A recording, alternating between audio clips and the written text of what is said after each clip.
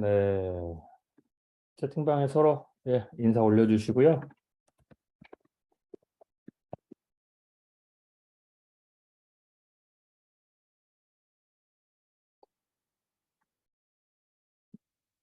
네, 반갑습니다. 시간이 다 돼가는데요. 30분에 정확하게 시작하도록 하겠습니다.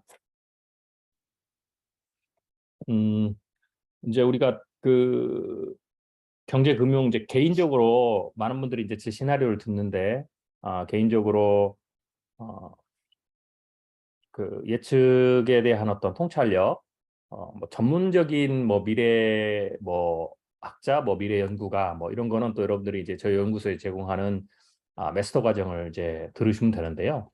음, 그게 아니더라도 이제 기본적으로 제가 이제 계속해서 연구하고 있는 게 이제 일반인들이 어떻게 조금 더 통찰력을 좀 높여볼 수 있을까 쉽게. 왜냐하면 이 통찰력은 굉장히 중요하잖아요. 모든 업무에 있어서. 그래서 이제 그런 강의로 우리가 좀 제가 좀 준비한 이제 스페셜한 강의들입니다. 많은 도움을 받으셨으면 좋겠고요. 일단 시작하기 전에 제 목소리 잘 들리시나요? 안 들리시는 분 없습니까? 들리면은 채팅창에 잘 들린다고 네 올려주세요. 한 번씩. 네네. 네, 감사합니다. 음, 자, 오늘 그러면 통찰력 강의를 시작하도록 하겠습니다. 반갑습니다. 미래학자 최윤식 박사입니다.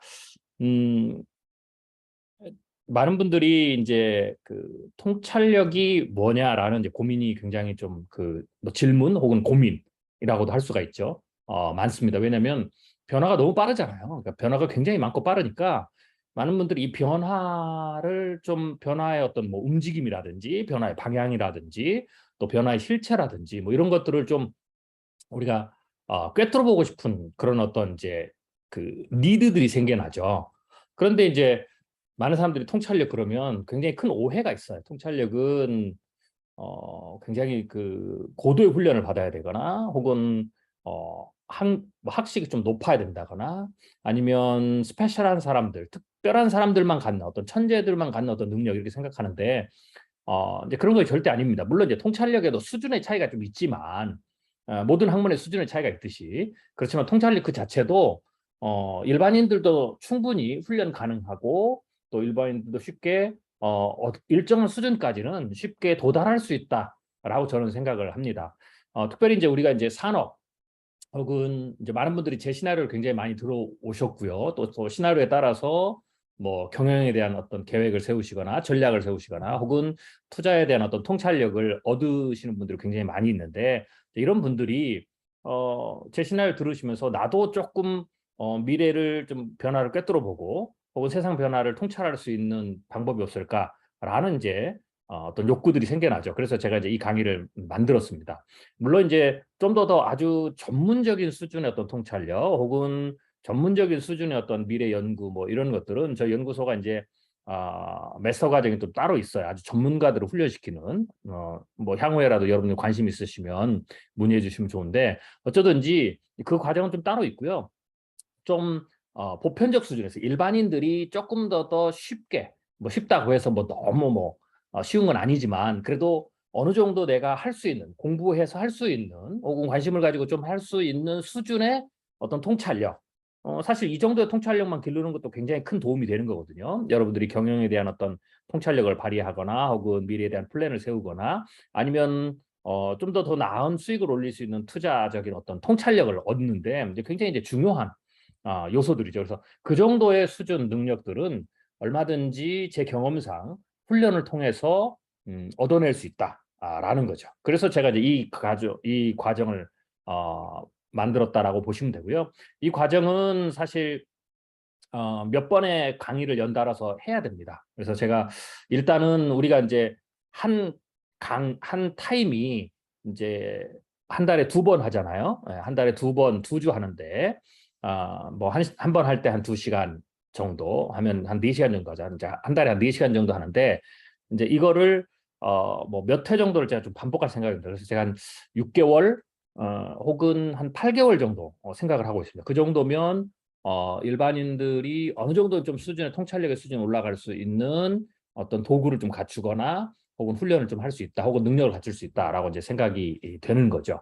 물론 이제 각 그 강의마다 뭐 각 달마다 이제 우리가 뭐 여러분들이 이제 저기 하지만 이제 비용은 좀 따로 내시지만 그래도 어느 정도 좀 그 연달아서 계속 들으시면 큰 도움이 될 것이다라고 생각이 되고요. 이제 이 강의는 좀 그렇게 제가 이제 구성을 했다라고 생각하시면 될 것 같습니다. 그래서 오늘 첫 번째 달 강의에서는 일단 기본적으로 큰 그림, 이게 도대체 어떻게 통찰력이 만들어지고 훈련되어지고, 그리고 또 우리가 이제 이걸 일반인들이 쉽게 접근할 수 있는 방법 혹은 학습을 한다고 그랬잖아요. 그러면 이 학습이 앞으로 뭐 6개월 혹은 8개월 정도 한 달에 2번씩 해가지고 이제 진행될 건데, 뭘 배울 건지 뭐 이런 부분들을 첫 달에서는 좀 큰 그림으로 제가 그려드릴 생각입니다. 그리고 이제 이 강의를 이제 들으시면서 이제 강의가 이제 그 쌍으로 이루어졌는데요. 하나는 지금 이제 말씀드린 제가 오늘 하는 거죠. 통찰력에 대한 실제적인 훈련들, 이런 부분들을 좀 다루고요. 또 한 부분은 그달 굉장히 중요한 이슈가 되는 통찰해서 봐야 되는 그 이슈에 대해서, 뭐 그게 경제가 됐든 혹은 산업이 됐든 혹은 뭐 투자 시장이 됐든 이런 부분들을 스페셜한 강의로 묶어가지고 진행이 됩니다. 그래서 한 강의는 통찰력에 대한 어떤 그 도구 훈련 방법을 배우면서 동시에 그것을 조금 응용해서 혹은 그것과 연관해서 좀 이제 생각이 연장되겠죠. 그러면 제가 이제 제시하는 그달그달의 스페셜하게 우리가 좀 통찰해 봐야 될 어떤 그런 어떤 그 이슈들을 좀 얘기를 하겠습니다. 그러면 그 강의를 하면, 물론 이제 이 강의도 뭐 일반적으로 뭐 제가 이제 시나리오 발표하는 강의처럼 들릴 수도 있지만, 그래도 이 통찰력에 관한 훈련을 하면서 들으면 제가 이제 그 부분을 조금 연관해서 또 설명드릴 수 있겠죠. 그래서 그렇게 조금 뭐라 그럴까요? 좀 저도 이제 색다른 좀 접근인데요. 그런 방식으로 좀 접근해서 강의들을 구성하도록 하겠습니다. 네, 자 그러면 제가 이제 화면을 공유하고 강의를 진행하도록 하겠습니다. 네. 미래학자의 통찰의 기술이라는 책을 제가 이제 출간했는데 꽤 오래됐죠. 뭐 이건 조금 전문적인 좀 책이에요. 좀 스페셜한 책입니다.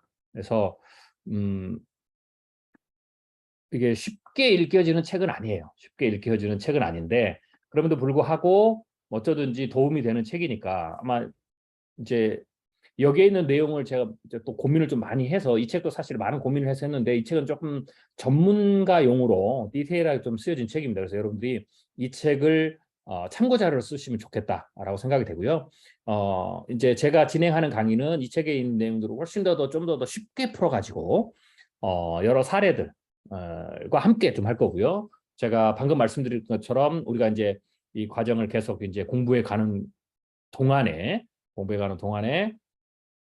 실제적인 어떤 훈련도 해보려고 합니다. 그래서 여러분들이 좀 기대를 가지고 해주시면 좋을 것 같습니다. 자, 우리가 이제 통찰력이 있다라고 말하는 상황을 좀 살펴보겠습니다. 이제 우리가 뭐, 저 사람은 통찰력이 있다라고 말할 때 도대체 어떤 상황일 때 우리가 통찰력이 있다라고 말하는가? 라는 거죠. 이제 보통은 이제 대상과 행위로 나눌 수가 있어요. 이제 대상은 제가 이제 빨간색으로 해놨고요. 행위는 밑줄을 그어놨습니다. 그래서 보통 이제 우리가 통찰력이 있다라고 말하는 상황은 대체적으로 이제 이런 상황이 좀 많이 있어요. 네. 첫 번째, 뭐 예를 들면 타인의 속내를 잘 꿰뚫어 본다. 이제 그런 분들 있잖아요. 상대방의 속내를 좀 잘 꿰뚫어 보는 거죠. 말하는 이면을 꿰뚫어 본다라는 거죠. 그래서 상대방의 속마음을 잘 꿰뚫어 본다. 라고 했을 때 우리가 이제 이게 통찰력이 있다라고 이제 흔히 상식적으로 좀 쉽게 이야기하는 부분이다라고 볼 수가 있어요. 이게 대상은 속내고요. 상대방의 속내고, 그리고 행위는 꿰뚫어 보는 거죠.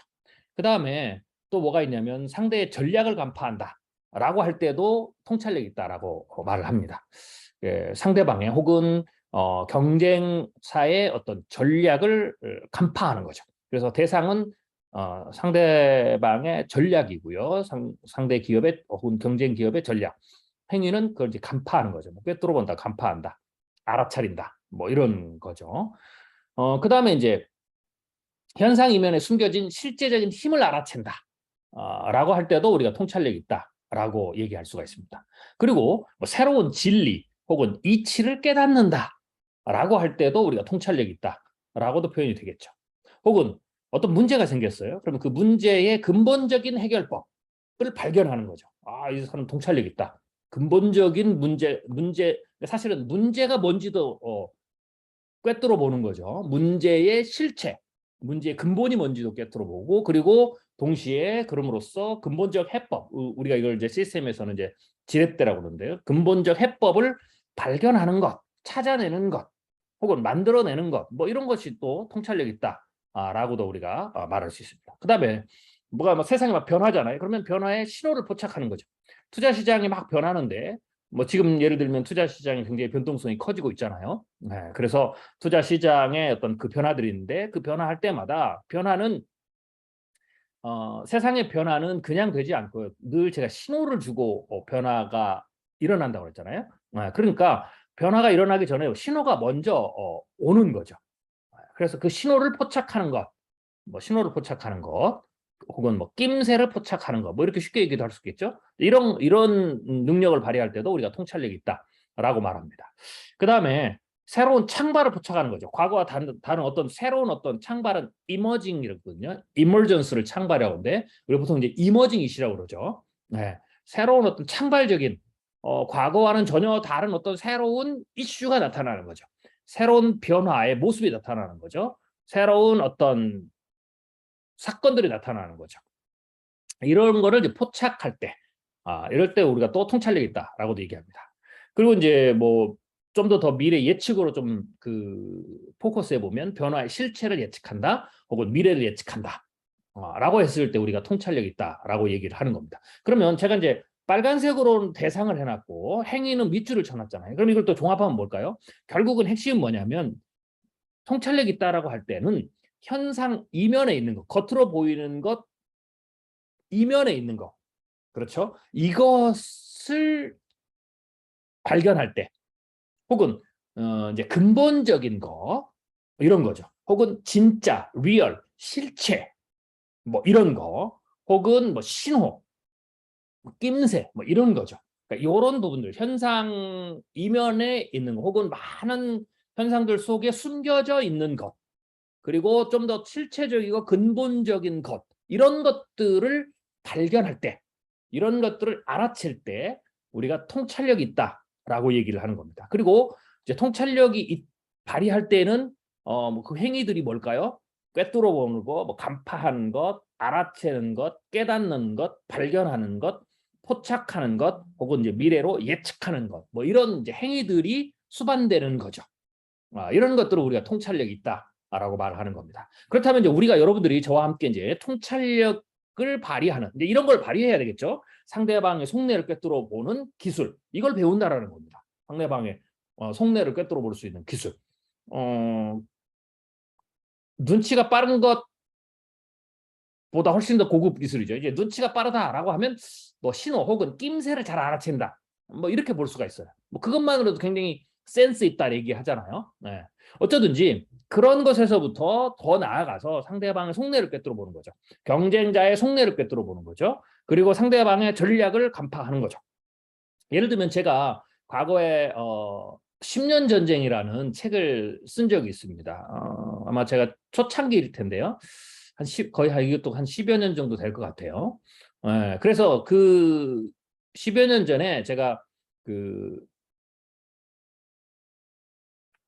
10년 전쟁이라는 그 책을 썼는데 그 책은 이제 뭘 썼냐면 사실 꿰뚫어 보는 걸 썼어요. 뭘 꿰뚫어 봤냐면 애플, 구글, 삼성의 미래 전략을 꿰뚫어 보는 거죠. 10년 전에 앞으로 5년, 10년, 20년 후에 삼성, 구글, 애플이 어떤 미래 산업, 그리고 그 미래 산업을 어떤 전략으로 할 거냐, 그 방향으로 가지 않으면 어떤 일이 벌어질 것이냐, 뭐 이런 부분들을 제가 예측한 그런 어떤 책을 썼습니다. 이제 그런 게 바로 타인의 속내를 꿰뚫어보고 상대방의 전략을 간파하는 거죠.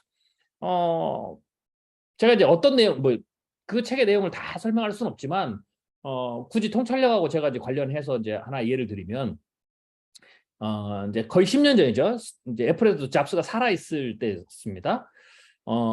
그때 제가 이제 다룬 것 중 여러 가지를 다뤘는데 미래사는 뭐 로봇, 바이오, 뭐 그다음에 자율주행 자동차 뭐 이런 걸 여러 가지를 다뤘는데 모빌리티의 세계, 뭐 가상 세계, 뭐의 어떤 그 변화 혹은 산업, 뭐 그때 사실은 제가 가상 세계의 시나리오를 발표하면서 가상 세계 제2차 혁신, 지금의 3차원의 메타버스 상황을 그때 제가 시나리오를 뭐 이미 발표를 했었죠. 그 책을 읽으신 분들은 이미 지금 나오는 것들에 대해서 다 그냥 개념들을 가지고 계실 거예요. 그리고 또 하나가 미래 자동차도 제가 다뤘어요. 특별히 자율주행 자동차라든지 미래 자동차를 다뤘는데 그 당시에는 어떤 분위기가 있었냐면 애플은 스티브 잡스가 또 직접 자기가 얘기했어요. 우리는 미래 자동차에 관심이 별로 없다라고 얘기를 했죠. 뭐 전기든 자율주행이든. 그러면서 이제 그게 사실은 정설처럼 이제 갔었어요. 뭐 잡스도 스스로 자기 입으로 몇 번 정도 언론을 통해서 우리는 뭐 자동차 안 간다. 관심 없다. 자동차 만드는데 이제 그랬죠. 이제 그런 상황에서 제가 애플의 미래 전략들, 현재 전략을 연구하고 또 미래 상황을 제가 시나리오를 쓰고 그걸 대비하면서 애플이 생존하려면 어떻게 되느냐를 역추적하면서 결국은 애플이 미래 전략을 이렇게 바꿀 것이다. 혹은 이미 그 안에 미래 전략이 이렇게 있을 수 있다라는 것들을 제가 이제 분석을 한 책이거든요. 그러면서 제가 뭘 하고 이제 결론을 내렸냐면 제가 애플의 속내 그리고 스티브 잡스의 속내 혹은 애플의 전략들을 꿰뚫어보고 간파한 결과 제가 내린 결론은 겉으로 현상적으로는 애플도 그렇고 잡스도 그렇고 미래 자동차를 우리는 안 한다라고 공적으로 발표를 했지만 제가 보기에는 한다. 반드시 한다. 단 애플은 애플 방식이 있다. 그리고 그 애플 방식이 뭔지에 대해서 또 혹은 구글의 방식이 뭔지, 삼성의 방식이 뭔지에 대해서 제가 이제 그렇게 전략들을 이제 그 예측을 했거든요. 이제 그렇게 이제 제가 예측을 했죠. 많은 분들은 무슨 소리냐, 애플이 또 스티브 잡스가 직접 자기는 안 한다고 했는데, 그러나 저는 이제 그때 얘기를 했어요. 분명히 한다. 이런 게 바로 통찰력이죠. 상대의 전략을 간파하는 거죠. 그럼 제가 그걸 어떻게 쓸까요? 뭐 그냥 뭐 한다 안 한다 둘 중에 하나니까 50대 50이니까 뭐 그냥 나는 한다 쪽으로, 대중이 안 한다고 하니까 나는 그냥 한다라고 말하면은 뭐 좀 튀겠지, 뭐 이렇게 해서 한 게 아닙니다. 그 책은 그걸 어떻게 제가 분석했는지, 어떤 도구를 써서 어떤 기술을 가지고 그런 전략들을 분석했는지라는 부분들을 쭉 설명을 하면서 예측 시나리오를 이제 전개했죠. 즉 제가 말씀드린 건 뭐냐면 상대의 전략을 간파하고 타인의 속내를 꿰뚫어 보는 것은 기술이 있다라는 거죠. 그렇기 때문에 기술이 있기 때문에, 엄연히 기술이 있기 때문에 신비적인 능력이 아니라는 거죠. 기술이 있기 때문에 누구나 학습하면, 훈련하면 그 정도의 차이는 있지만 그 정도는 학습의 범위와 그리고 숙련도입니다. 도구의 숙련도. 쉽게 해서 오래 꾸준히 많이 하면 는다라는 거죠. 이게 간단해. 이것도 너무 어렵게 생각할 필요가 없어요. 통찰력도 꾸준히 인내를 가지고 계속 오래 하면 계속 통찰력은 향상되죠. 그게 이제 정도의 차이예요. 어쩌든지 간에 그건 있을 수 있지만 얼마든지 학습해서 훈련해서 얻을 수 있는 것이다 라는 거죠. 자, 이런 것처럼 통찰력은 훈련할 수 있다 라고 여러분들이 생각하시면 될 것 같아요. 자, 그러면 이 통찰력의 힘과 효과를 우리가 조금 살펴보죠. 다보스 포럼 여러분 잘 아시죠? 세계 리더들이 매년 1월에 스위스 다보스에 모여서 지구촌의 현안을 논의하는 국제적인 포럼이에요. 이제 매년 열리는데 이제는 이제 다보스 포럼이 하도 이제 유명해져 가지고 이게 제 3차 산업혁명이 이제 시기, 그러니까 1990년대 중반쯤이 되거든요. 90년대 이제 90년 뭐 중반 3년, 4년, 뭐 5년 요때부터 이제 다보스 포럼의 주목을 받기 시작했어요. 제3차 산업혁명이라는 키워드도 지금 그쪽에서 나왔고 뭐 여러 가지죠. 그러면서 이제 지금은 굉장히 대중화되고 꼭 뭐 예를 들면 미국의 라스베가스 CS 가야 되는 것처럼 다보스 포럼도 가고 거기에서 무슨 내용이 매년 나오는지를 들어봐야 되고 또 그 내용을 또 종합해서 책으로도 나오기도 하죠. 그런 정도로 이제 유명해진 포럼입니다. 이 포럼에서 뭐 최근 건 아니고요. 이 3차 산업혁명 그다음에 뭐 닷컴 버블기가 막 일어나고 또 시대가 크게 변화되고 전 세계 이제 패권이 막 변화되는 뭐 추세 좀 이제 있을 때쯤이었어요. 이제 그때에 이제 나온 이야기인데 이런 얘기가 나왔어요. 힘의 이동의 방향. 자, 이게 이제 제로 보면 이제 미래죠. 이걸 정확히 읽고라는 말은 통찰하고 하는 거예요. 즉 힘의 이동의 방향을 정확하게 읽으면 어떤 효과가 생기냐면 길목을 지킬 수 있는 효과가 나타난다는 거죠. 방향을 잘 읽고 어디로 갈지를 잘 알면 길목을 지킬 수 있는 인사이트가 생긴다는 거죠. 그러면 결과가 뭐냐? 승자가 된다는 거죠. 만약에 이 길목을 외면하면 패자가 되고 결과가 뭐예요? 시대의 낙오자가 될 수밖에 없다라는 말을 했습니다. 굉장히 당연하지만 분명하고 중요한 말이죠. 핵심은 뭐예요? 길목을 지켜야 승자가 된다는 거죠. 변화의 길목을 지켜야 승자가 되는 거죠. 예를 들면 기업도 마찬가지예요. 미래 방향, 미래 산업, 미래 시장이 어떻게 가느냐에 대해서 길목을 지켜야 승자가 되는 거죠. 그 길목을 가장 잘 지켰던 사람 중에 하나가 일론 머스크죠. 그래서 전기 자동차, 미래 자율주행 자동차, 지금은 로봇이라든지 가상세계의 초거대 인공지능을 결합한 아바타, 새로운 어떤 메타버스의 그 다음 단계, 이런 부분들을 지금 잡스가 일론 머스크가 생각하고 있거든요. 좀 멀리 가면 우주 산업도 이미 길목을 지키고 포석을 두고 있는 거죠. 그러니까 이 일론 머스크가 대단한 겁니다. 그렇기 때문에 어떻게 돼요? 승자가 지금 계속되고 앞으로도 계속 승자가 될 확률이 높은 거죠. 그러면 이 길목을 잘 지키고 있는데 지금 이게 어디서 어떤 능력으로 길목을 지킬 수 있게 됐느냐라고 했을 때 바로 힘의 이동 방향을 정확히 읽었기 때문에 그래요. 즉 변화의 방향, 미래 변화의 방향 혹은 힘이 이동하는 방향을 통찰했다라는 거죠. 꿰뚫어봤다라는 거죠. 간파했다라는 거죠. 제가 통찰력이 있다는 것을 말할 때 행위를 동사를 설명했죠. 꿰뚫어봤다, 간파했다, 알아챘다, 깨달았다, 발견했다, 포착했다, 예측했다라는 거죠. 바로 힘의 이동 방향이거든. 그래서 승자가 되는 거죠. 그러면 반대 편에 있는 사람들은 뭐가 될까요? 예를 들면 통찰하지 못하고 길목을 지키는데 실패하고 길목을 지키는데도 먼저 들어온 사람이 먼저 지키겠죠? 그 순서가 생기겠죠. 예, 마치 맛집에 가서 티켓을 받듯이 그렇게 되면 어떻게 돼요? 그 순서가 늦을수록 혹은 외면할수록 아직 거기 가지 못할수록 어떻게 돼요? 패자가 돼서 결국은 어떻게 돼요? 시대적 낙오자가 되는 거죠. 기업으로 보면 기업이 쇠퇴하는 겁니다. 이거는 굉장히 단순하지만 명확하고 분명한 거예요. 이게 통찰력의 힘의 효과라는 거죠. 그래서 무슨 제품을 잘 만드느냐라는 것보다 혹은 제품의 완성도를 얼마나 높이느냐 이거는 이미 세상이 세틀 다운 됐을 때의 경쟁의 구도예요. 그런데 세상이 변화될 때 A라는 패러다임에서 B라는 패러다임이 변화되고 기존 산업에서 새로운 미래 산업으로 부가 이동하는 이 단계에서는요. 제품을 얼마나 완성도가 높으냐 얼마나 잘 만드느냐 이것보다 훨씬 더 중요한 게 누가 먼저 길목을 지키느냐. 그러니까 테슬라에 많은 사람들이 이런 얘기를 해요. 테슬라의 전기 자동차 혹은 자율주행 자동차, 특별히 이제 자율주행 자동차죠. 이게 굉장히 문제가 심각하다. 사고도 굉장히 많이 난다. 사망 사고도 많이 난다. 당연하죠. 네. 그래서 곧 망할 거다라고 얘기하는데 망하지 않아요. 왜? 지금은 완성도를 자율주행 자동차에 있어서 완성도를 가지고 경쟁하는 시점이 아니에요. 그래서 틀린 거예요. 그렇게 얘기하면. 지금은 누가 길목을 먼저 지켰느냐? 앞서가느냐? 이게 굉장히 더 중요한 시기예요. 그래서 완성도는 이 시장이 이제 형성이 된 다음에 완성도의 싸움이죠. 그래서 지금은 먼저 하는 게, 먼저 길목을 지키는 게 승자가 되는 겁니다. 그래서 테슬라는 사실 그것만으로 지금 승자가 된 거예요. 안 그런가요? 실제로 그렇잖아요. 테슬라 가장 먼저 했고 전기 자동차도 가장 먼저 만들었고 먼저 만드니까 어떻게 돼요? 점점점 다른 데보다 더 빨리 대수가 늘어나고 자율주행 자동차도 마찬가지죠. 제가 이제 미래 자율주행 자동차를 얘기할 때 이런 얘기를 해요. 그래서 일론 머스크의 제가 전략을 분석하면 전기 자동차 혹은 자율주행 자동차의 시장을 빨리 확대하는 게 일론 머스크에게는 굉장히 중요한 거예요.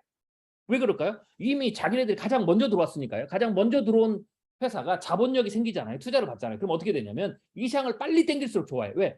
이게 네트워크 선호도 효과가 생기거든요. 그러니까 이미 눈덩이처럼 구르기 시작했으니까 먼저 구른 데가 시장이 점점 커지면서 가속도가 생기면 더 빨리 후발주자부터 더 빨리 눈덩이를 키울 수가 있어요. 그러니까 이제 일론 머스크의 전략은 뭐냐면 빨리 전기차 시장을 더 확대하고 자율주행차 시장을 더 빨리 확대하는 거예요. 빨리 확대하려면 뭐가 될까요?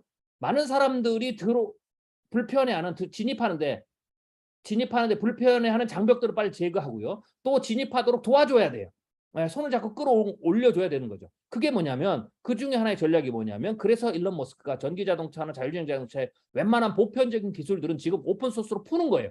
야, 그 너희들이 그걸 다 개발해가지고 혹은 뭐 그걸 연구해가지고 그래서는 이게 시장 진입이 늦는다. 시장 진입이 늦으면 시장이 그만큼 적잖아요. 적어지는 거죠. 그래서 빨리빨리 올 수 있도록 그래서 경쟁을 촉진시킬 수 있도록 경쟁이 촉진이 되면 뭐 예를 들면은 거기에 대한 부담도 있지만 시장이 커질 수 있는 굉장히 큰 효과가 있거든요. 네. 사람들의 관심 주목도도 높아지는 거죠. 그럼 소비자들도 그러면 우리가 저걸 사야 되는가? 라는 게 이슈 메이킹이 된단 말이죠. 그러기 위해서 이제 도움을 주는 거예요. 그래서 야, 자기네들이 저렇게 테슬라가 전기 자동차라든지 뭐 자율주행 자동차라든지 그런 기술들을 오랫동안 개발했는데 왜 저걸 막 역시 큰 사람이네. 막 다 나눠주네. 이렇게 생각하면 안 돼. 그게 전략이라는 거죠.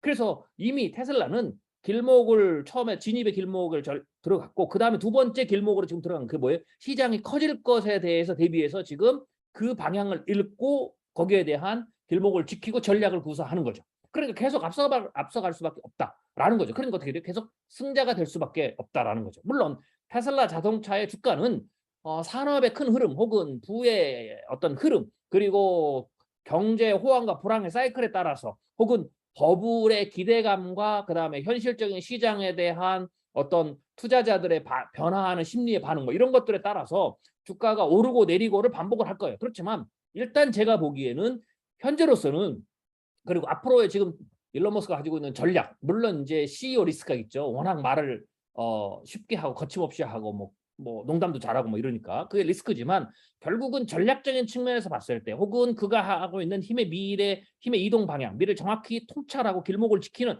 그런 어떤 방식으로 봤을 때는 여전히 전기자동차, 자율주행자동차 심지어는 저는 미래의 산업에 굉장히 중요한 로봇과 가상세계 안에서의 아바타 로봇이 있어요. 가상 로봇이죠. 이게 굉장히 중요한 건데요. 이 부분에 있어서도 일론 머스크 혹은 테슬라가 굉장히 강력한 어떤 승자가 될 가장 확률적으로 높은 위치에 지금 제1그룹에 여전히 있다라고 생각을 하는 거죠. 그런 것들이 바로 뭐예요? 전부 다 통찰력에서 나온다는 거예요. 기술의 경쟁이 아니에요. 먼저 하는 거, 먼저 길목을 지는 거. 이때 이제 다 들어오고 이제 시장이 완벽하게 성숙됐을 때는 그 다음에는 완성도의 경쟁이죠. 그러니까 이 경쟁의 어떤 그 구도의 변화도 여러분들이 잘 아셔야 됩니다. 그래서 지금은 미래 산업은 완성도의 문제가 아니에요. 누가 먼저 읽고 통찰하고 먼저 가서 길목을 지키느냐라는 게 굉장히 중요하죠. 이게 그래서 지금은 기술력보다는 통찰력의 힘이 중요하다. 즉 전문적인 엔지니어링의 기술력도 굉장히 중요하지만 그거보다 더 우선하는 게 탑 리더의 통찰력이다. 라는 거죠. 그래서 이런 때에서 정확히 얘기하면 우리나라 보면 기업의 총수가 가장 중요한 때죠. 이 사회 결정이 가장 중요할 때다라고 보는 거죠. 테슬라가 사실은 다른 예를 들면 포드라든지 GM이라든지 혹은 뭐 유럽의 자동차에서 BMW, 벤츠라든지 이런 회사들보다 왜 앞서갔느냐? 저는 그렇게 봐요. 제가 통찰력의 시대에 중요할 때는 총수, 리더가 중요하겠죠. 일론 머스크가 어떻게 보면 이 사회가 물론 있겠지만 일론 머스크의 리더십을 강하게 끌고 오는 즉 한국에 보면 한국의 우리 재벌들의 총수 구조가 굉장히 독특한 구조잖아요. 그래서 가장 중요한 거 거대한 어떤 그 투자나 뭐 이런 큰 방향들 회사의 어떤 기업의 어떤 그 그룹의 전체적인 방향을 바꿀 때는 총수만 회장님만 할 수 있다라는 거죠. 부회장도 안 돼요. 심지어는 그 밑에 2세 경영 혹은 3세 경영을 맡고 있는 차세대 리더도 안 돼요. 그냥 회장님이 결정을 해야 되는 거죠. 그런 것과 같은 효과를 테슬라가 낸 거예요. 그러니까 굉장히 빠르게 간 거죠. 그렇지만 다른 기업들 미국의 3대 자동차 메이커 회사라든지 유럽의 BMW, 벤츠라든지 뭐 이런 회사들은 뭐가 됐어요? 복잡해요. 이 사회 구조가. 그러니까 이 총수가 딱 내가 보기엔 남들이 다 100명 중에 99명이 반대를 해도 내가 보기에 이거는 분명히 내 통찰력 나의 통찰로 봤을 때 이게 길이다라고 하면 가야 되는데 그게 이제 다수결에서 움직이고 뭐 이렇게 되니까 안 되는 거죠. 그래서 늦은 거예요. 그러니까 어떻게 돼요? 이 사회들이 이제 진짜 이 시장은 거스를 수 없는 대세네. 정부도 여기 막 지원을 하네. 이러니까 이제 그때 이 사회가 다 움직이잖아요. 그러니까 당연히 어떻게 돼요? 제가 보기에는 그 순서대로 들어온 거예요. 전기자동차, 자율주행 자동차. 테슬라가 앞서간 굉장히 중요한 이유죠. 그런 측면에서 저는 우리나라의 어떤 그 기업 문화가 이런 측면에서는 굉장히 좀 유리하다.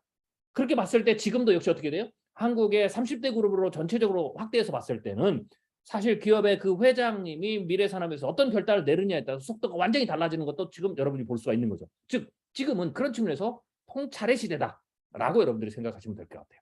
자, 또 하나 이런 말도 있어요. 미래 승자가 되려면 창조적 지식이 필요하다. 미래를 내다보는 예지력, 이걸 통찰력이죠. 이 있어야 된다. 힘의 이동 시대를 선도하는 파워의 본질을 이해해야 된다. 통찰해야 된다. 제가 지금 앞에서 다 말씀드렸잖아요. 속내를 꿰뚫어 본다. 전략을 간파한다. 실제적인 힘을 알아챈다. 진리나 이치를 깨닫는다. 이건 학자적인 통찰력이죠. 지렛대 근본적 해법을 발견한다. 이건 경영력의 측면에서의 통찰력이죠. 변화의 신호를 포착한다. 새로운 창발을 포착한다. 뭐 다 이런 거죠. 그런 거 똑같은 거예요. 지금 그 얘기를 계속 하고 있는 거예요. 파워의 본질을 이해해야 한다. 기술의 혁명이 몰고 올 시장의 변화, 경제력을 확보한 신흥기업의 등장, 글로벌 정세의 변화, 인구 구조의 변동, 글로벌 리스크 등을 미리 예견해, 즉 통찰해야 한다. 그래서 그러면 어떻게 돼? 효과가 전략적 시나리오를 만들 수 있다는 거죠. 즉 통찰을 하면 그 통찰력의 수준에 따라서 제가 이제 스팁스라고 하는데 사회에서부터 시작해서 정치, 경제 영역까지 이 그 전방위적 변화. 당연히 여기는 미중 패권 전쟁도 들어가고 그래서 제가 이제 글로벌 정세 변화에 대해 시나리오 이제 발표하잖아요. 한국의 인구 구조에 따라서 글로벌 리스크에 따라서 그 경제든 투자든 그러니까 이런 것들의 복합적인 통찰력이 이제 필요하죠. 그럼 이거 통찰하면 어떻게 되겠어요? 전략적 시나리오를 세울 수가 있어요. 미래에 대해서.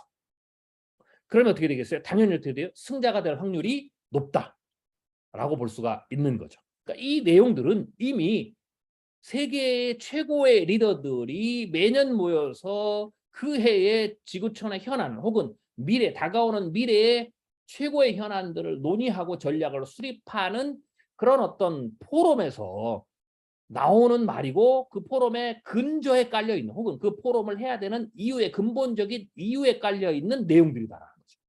이게 바로 통찰력의 힘이고 효과다라고 보면 될 것 같습니다. 자, 그러면 통찰력이란 무엇인가? 우리가 이제 하나씩 좀 따져보고 우리가 배워가도록 하겠습니다. 네. 중간에 이제 참고로 좀 말씀드리면 이제 제가 이제 2시간씩 강의가 이제 이번 주 2시간, 다음 주 2시간 이렇게 강의가 되거든요. 그래서 한 달에 총 4시간이 이제 우리가 세트잖아요. 이번엔 좀 시간을 제가 좀 철저히 잘 좀 지키려고 합니다. 그래서 그냥 2시간을 쉬지 않고 갈 거니까 그리고 2시간 분량만큼만 하고 이제 다음번에 이어서 또 할 겁니다. 그래서 아무튼 여러분들이 중간에 쉴 시간이 따로 없으니까 그걸 감안해서 여러분들이 강의를 들어주시면 될 것 같습니다. 자, 통찰력이란 무엇이냐? 통찰력에 대한 가장 큰 오해는 제가 처음에도 말씀드렸죠. 타고난 능력 혹은 신비적 능력이라고 생각하는 거예요. 그러면 이 편견에 사로잡히시면 통찰력에 대해서 관심도 없을 뿐더러 통찰력 얻으려고 노력도 하지 않고 그냥 먼 것처럼 생각되는 거죠. 절대 아닙니다. 통찰력은 뭐 타고난 능력 혹은 신비적 능력 아니라는 거죠. 그럼 이게 뭘까요? 타고난 능력이 아니라는 것은 그러니까 타고난 능력이 아니라는 것은 선천적으로 굉장히 뭐 기프트, 탤런트처럼 스페셜한 사람들에게만 혹은 소수의 사람 혹은 일부의 사람들만 갖는 능력이 아니라는 거죠. 이 말은 뭐냐? 보편적 능력이에요. 왜냐하면 통찰력은 기본적으로 어떻게 돼요? 인간의 뇌에서 작동하는 결과물이 통찰력이에요. 좀 더 정확히 하면 뇌를 종합적으로 쓰는 능력이다라고 보시면 되고요. 그 종합적인 쓰는 능력이기 때문에 뇌의 특별하게 아웃풋적 기능을 보면 전두엽에서 통찰력이 발휘가 돼요. 그래서 정상적인 뇌를 가지고 있는 사람이라면 누구나 다 기본적인 통찰력을 얻을 수 있고 훈련시키고 향상시킬 수 있는 기본적인 생물학적 구조를 가지고 있어요. 누구나 가지고 있는 능력이에요. 스페셜한 사람만 가지고 있는 능력이 아니라는 거죠. 물론 이것을 훈련시키는다 또 혹은 뭐 거기에 대해 차이가 있지만 근데 사실 이것도 그래요. 뇌에 여러분들이 이제 뇌에 대해서 조금 공부를 해보면 상식적인 수준에서 요새 뇌에 대한 관심도 많잖아요. 왜냐하면 이제 인공지능이라든지 뭐 바이오 뭐 그다음에 뇌신경공학 뭐 이런 이제 주목을 받고 있고 미래 기술이 굉장히 중요한 영역이기 때문에 이제 많이 이제 그쪽에 전문 교수님들이나 전문가들이 이제 방송에 나와서 그 이 얘기를 많이 해요. 그래서 이제 사실 한국의 사람들이 어떻게 보면 이런 인포메이션 지식에 굉장히 빨라요. 그래서 상당히 저는 한국 사람들의 평균적인 지적 수준이 굉장히 높다라고 이제 생각을 해요. 아무튼 그런 이제 보면 뇌에 대한 이야기들이 많이 나오잖아요. 그 중에 하나가 뇌는 어떻게 돼요? 훈련하면 뇌의 어떤 그 역량도 변화시킬 수가 있는 거죠. 뇌 역량도. 그렇다면 전전기업도 어떻게 되겠어요? 훈련하면 발전시킬 수가 있죠. 네. 그렇게 볼 수가 있어요. 그래서 통찰력도 그런 측면에서 봤을 때 훈련하면 누구나 기본적인 디폴트로 가지고 있고, 예. 그 다음에 그걸 훈련시키면 더 강화해서 쓸 수 있는 능력이라는 거죠. 이거 굉장히 중요합니다. 여러분들이 이 생각을 가지고 있어야 돼요. 자, 두 번째, 신비적 능력이 아니라는 거죠. 이건 이거가 연결되죠. 그렇기 때문에 신비적 능력이 아니에요. 훈련해서 얻을 수 있는 능력, 학습해서 얻을 수 있는 능력, 계속 반복 사용함으로써 숙련될 수 있는 능력이라는 거죠. 네. 그리고 이 능력은 굉장히 높은 수준의 능력이에요. 네. 이제 여기서 높다라는 말은 밸류가 높다라는 거죠. 왜냐하면 왜 높으냐면 통찰력이 최종적 의사결정과 연관되는 거거든요. 그럼 의사결정을 잘하면 성과가 좋아지죠. 기업은 매출이 높아지고 그다음에 뭐 여러 가지가 있죠. 그렇기 때문에 이거는 곧바로 부와 직결되고 명예와 직결되고 영향력과 직결되는 능력이에요. 그러니까 어떻게 돼요? 여러 가지 능력 요소 중에서 인간이 발휘해야 될 여러 가지 능력 요소 중에서도 굉장히 부가가치 높은, 퀄리티가 높은 거죠. 그러면 이 말은 거꾸로 직장인으로 생각한다면 어떻게 되겠어요? 내가 점점점 위로 승진하는데 혹은 임원 자리에 올라가는데 혹은 CEO 자리에 올라가는데 가장 중요한 능력이라는 거죠. 거꾸로 보면 CEO로 올라갈수록 윗자리로 올라갈수록 어떻게 되겠어요? 통찰력. 다른 것은 다 임파워링을 해도 이 통찰력은 마지막 최후로 자기가 가지고 있어야 될 능력이에요. 거꾸로 보면 통찰력이 없으면 리더가 될 수 없다라는 거죠. 왜? 통찰력이 없다라는 것은 의사결정력이 떨어진다는 거고 의사결정력이 떨어지면 팀을 이끌어갈 수가 없는 거죠. 그래서 통찰력은 리더가 되기 위한 사람들은 필수적인 어떤 능력이다. 당연히 필수적으로 훈련시켜. 저 사람을 리더 그룹으로 키워야 되겠다라고 했을 때는 어떻게 되겠어요? 그 리더 그룹을 올라올 때는 각 자기가 맡은 분야에 그 기술이든 뭐 마케팅이든 뭐 여러 가지가 있겠죠. 그런 분야에서 굉장히 좋은 성과를 냈잖아요. 그러면 저 사람이 인재다. 혹은 인재가 될 수 있는 기본적인 어떤 태도와 역량을 좀 가지고 있다. 혹은 전문성을 가지고 있다라는 사람들을 대상으로 리더 그룹을 선정하잖아요. 그리고는 이제 리더로 키우죠. 그럴 때 있어서 어떠세요? 그 사실은 리더 그룹의 훈련에 가장 중요한 게 저는 통찰력 훈련이라는 거죠. 왜? 의사결정을 내려야 되니까. 그래서 저는 리더 그룹을 훈련시킬 때 각 그룹들이 리더 그룹을 훈련시키는 프로그램들이 많이 있거든요. 이럴 때는 핵심적으로 통찰력을 디벨롭 시키는 혹은 통찰력을 스스로 계속해서 관리하고 훈련시킬 수 있는 셀프 스터디가 이제 돼야 되는 거죠. 그 방법을 가르쳐 주는 게 굉장히 중요하다라고 보는 거고요. 리더 그룹의 통찰력이 결국 어떻게 됐어요? 그 그룹, 그 기업의 미래를 결정하는 겁니다. 성과를 결정하는 거고 성장을 결정하는 거다라고 보는 거죠. 그럼 이거 기업의 측면이고요. 그 다음에 또 교육의 측면은 뭘까요? 결국은 미래의 인재를 키우는 거에 있어서 제가 이제 미래 인재의 조건을 얘기할 때 지금은 이제 인재의 조건이 바뀌잖아요. 그건 이제 제가 따로 강의를 했는데 여러분 나중에 관심을 있으시면 이제 제 강의나 혹은 책들을 보시면 되겠지만 간단히 말씀드리면 이제 인공지능은 인간의 뇌의 연장이고 뇌의 지적인 노동을 자동화시켜요. 로봇은 인간의 몸의 연장이고 인간의 근육으로 통해서 할 수 있는 것을 자동화시켜요. 네. 그렇기 때문에 이제는 어떻게 되겠어요? 이 기술들이 발전하고 우리 주위에 오면 이제 인간이 지금까지 했던 것을 많이 대체하기 때문에 지적으로 했던 걸 상당 부분 대체하고 근육으로 했던 걸 상당히 대체하기 때문에 그럼 어떻게 되겠어요? 대체하고 나면 사회는 인간에게는 새로운 능력을 요청하는 거죠. 그 새로운 능력을 요청하는 데 가장 중요한 게 뭐냐? 통찰력이라는 거죠. 의사결정을 내려야 된다는 거죠. 인간은 의사결정을 내리고 인공지능과 로봇은 일을 하는 거죠. 그러니까 이런 시대로 가는 거예요. 그래서 이 통찰력은 미래 인재 조건에서 가장 중요한 요소 중에 하나예요. 그래서 제가 통찰력을 얘기할 때 V스마트라는 약어로 약자로 제가 표현하는데 두 번째 제가 S 통찰력을 센스 통찰력을 줬어요. 첫 번째는 비전이죠. 비전은 사실은 통찰력과 비슷한 거예요. 연장선에 있어요. 방향을 제시해야 되니까. 꿈을 줘야 되니까. 혹은 새로운 개척을 해야 되니까. 그래서 비전을 가진 사람의 미래를 개척하죠. 개척의 능력과 그 개척한 방향 혹은 바라본 방향, 꿈꾼 것을 이루는 능력, 그 첫 번째 능력이 통찰력이라는 거죠. 그래서 제가 미래 인재에서 굉장히 중요한 거죠. 라고 이제 통찰력을 얘기했어요. 그러면 교육에서도 어떻게 되겠어요? 이 통찰력을 훈련시키는 것이 굉장히 중요하다라고 볼 수가 있는 거죠. 그래서 미래 교육 혹은 미래 인재를 키우는 데 있어서 통찰력 훈련은 반드시 들어가야 된다. 앞으로는. 그렇게 이제 생각을 제가 이제 얘기를 하는 거예요. 또 하나는 그럼 개인이 내가 뭐 개인 비즈니스도 그렇지만 우리가 또 투자도 굉장히 우리가 중요하잖아요. 그럼 투자하는 데 있어서도 또 뭐가 중요해서 결국 투자도 변화의 흐름이에요. 제가 이제 투자 시장에 대한 관심을 좀 많이 가지고 있고 미래 연구의 어떤 한 분야로 제가 놓고 관심을 가지고 책도 쓰고 이제 하잖아요. 많은 분들이 제가 이제 요 근래 이제 한 2, 3년 이 금융 투자에 관한 책을 많이 썼더니 요 근래 저를 아시는 분들은 최윤식 박사가 투자 전문가 뭐 이렇게 생각하는데 절대 아닙니다. 미래를 연구하는 거예요. 근데 미래를 연구하는데 제가 공부를 하다 보니까 여러 학문들 공부하다 보니까 이 금융 투자 부분들도 굉장히 중요하다는 거죠.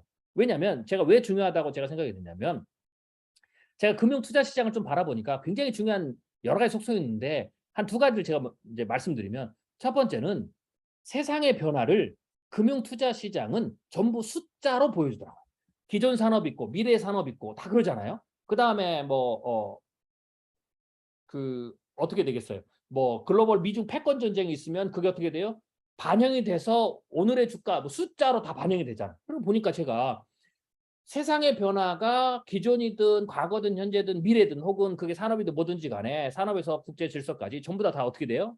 네. 숫자로 반영돼서 나타나더라고요. 그래서 세상 금융 투자 시장은 세상의 변화가 숫자로 변하는 데서 나타나는 어떤 그 환경이다라는 측면에서 제가 관심을 갖게 된 거예요. 연구에 관심을. 또 하나는 두 번째는 투자 시장의 또 독특한 특성인데요. 미래를 선반영해요.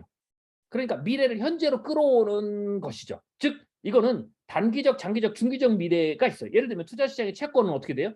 예, 하루 이틀짜리, 2, 3일짜리 단기적인 미래에 관한 영역도 있지만 1개월 혹은 3개월 혹은 1년 혹은 2년, 5년, 10년 혹은 30년 짜리 채권도 있잖아요. 그러니까 이 미래를 아주 초단기에서 장기까지도 계속 반영하면서 그게 숫자로 반영이 돼요. 그러니까 미래를 지금 반영한다라는 거죠. 그리고 또 하나 중요한 것은 이 투자 시장은 그것을 약간 선반영해요.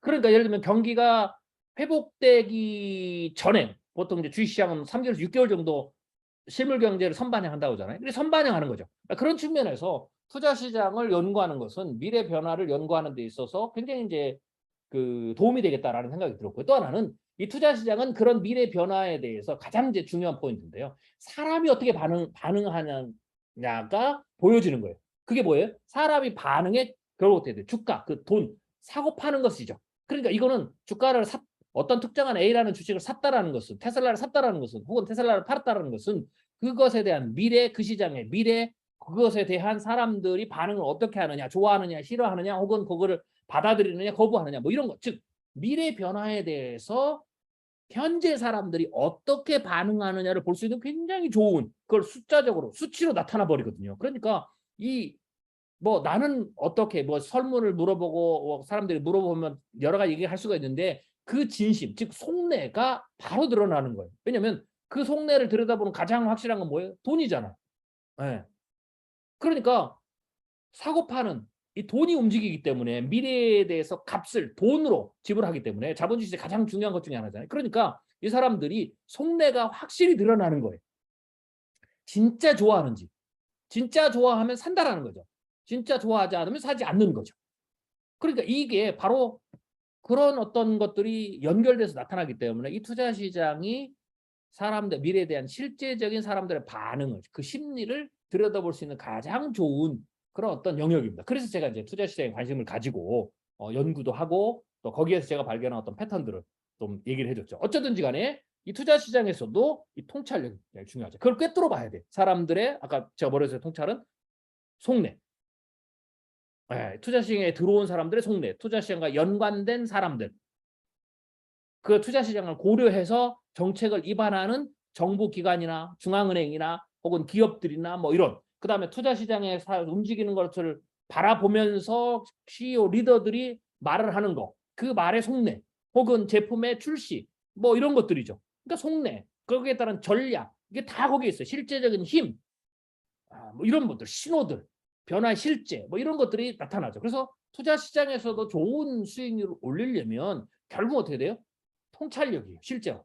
어쩌면 투자 시장은 통찰력이 거의 전부다 이렇게도 볼 수가 있어요. 왜냐하면 예를 들면 미래 자율주행 자동차를 한다고 해서 여러분들이 회사에 있으면 그 자율주행 자동차에 대해서 뭐 마케팅도 해야 되죠. 기술 개발도 해야 되죠. 그래서 전문가 있지만 투자 시장은 그런 전문적인 능력이 물론 지식은 있어야 되겠지만 내가 그 일을 통해서 돈을 벌어주는 게 아니잖아요. 결국은 그 흐름을 꿰뚫어 보는 것 자체, 즉 사실 투자 시장은 100%가 통찰력에 따라서 달려 있다. 즉 그러면 내가 투자 시장의 수익률을 높이려면 어떻게 되겠어요?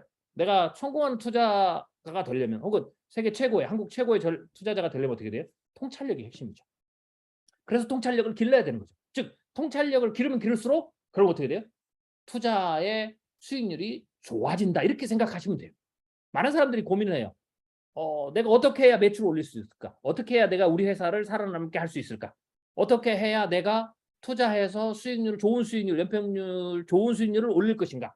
라는 고민들을 굉장히 많이 하는데 그 고민의 핵심은 간단해요. 통찰력을 높이면 돼. 방법은. 이게 근본적인 해법이에요. 통찰력을 높이면 투자 시장에서의 수익률은 열매로 나오는 거예요.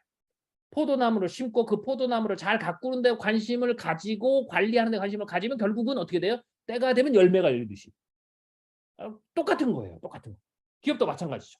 네. 그래서 이 통찰력을 의사결정에 연결되는 사람들은 이 통찰력을 어떻게 훈련시키고 이 통찰력을 계속 업그레이드하면 결과가 좋게 나와 있어요. 경영적 결과가 좋게 나오고 왜냐하면 의사결정이 좋아지니까 당연히 성과가 좋아지는 거죠. 혹은 좋은 의사결정을 하니까 리더의 역할들이 잘 감당되고 리더로서의 어떤 그 인정을 받게 되는 거고 투자를 했더니 성과가 좋아지는 거죠. 그래서 이 통찰력을 계속 업그레이드 하는데 자신의 모든 역량을 집중하면 그 결과 뒤돌아보면 좋은 열매들이 이미 맺혀져 있는 거죠. 그래서 이 통찰력은 그런 측면에서 굉장히 중요하다라고 보시면 될 것 같습니다. 자, 통찰력을 영어로 인사이트라고 해요. 네, 안을 들여다본다라는 거죠. 밖은 눈에 보이는 현상이에요. 현상은 나타날 현, 꼴, 상자예요. 혹은 모양 상자죠. 그래서 그냥 눈에 보이게 나타난 것이 현상이죠. 그렇지만 이 현상 진짜는 현상 이면에 있어요. 왜? 사람들은 끊임없이 자기를 밖에서 이제 꾸미고 가리고 치장하거든요.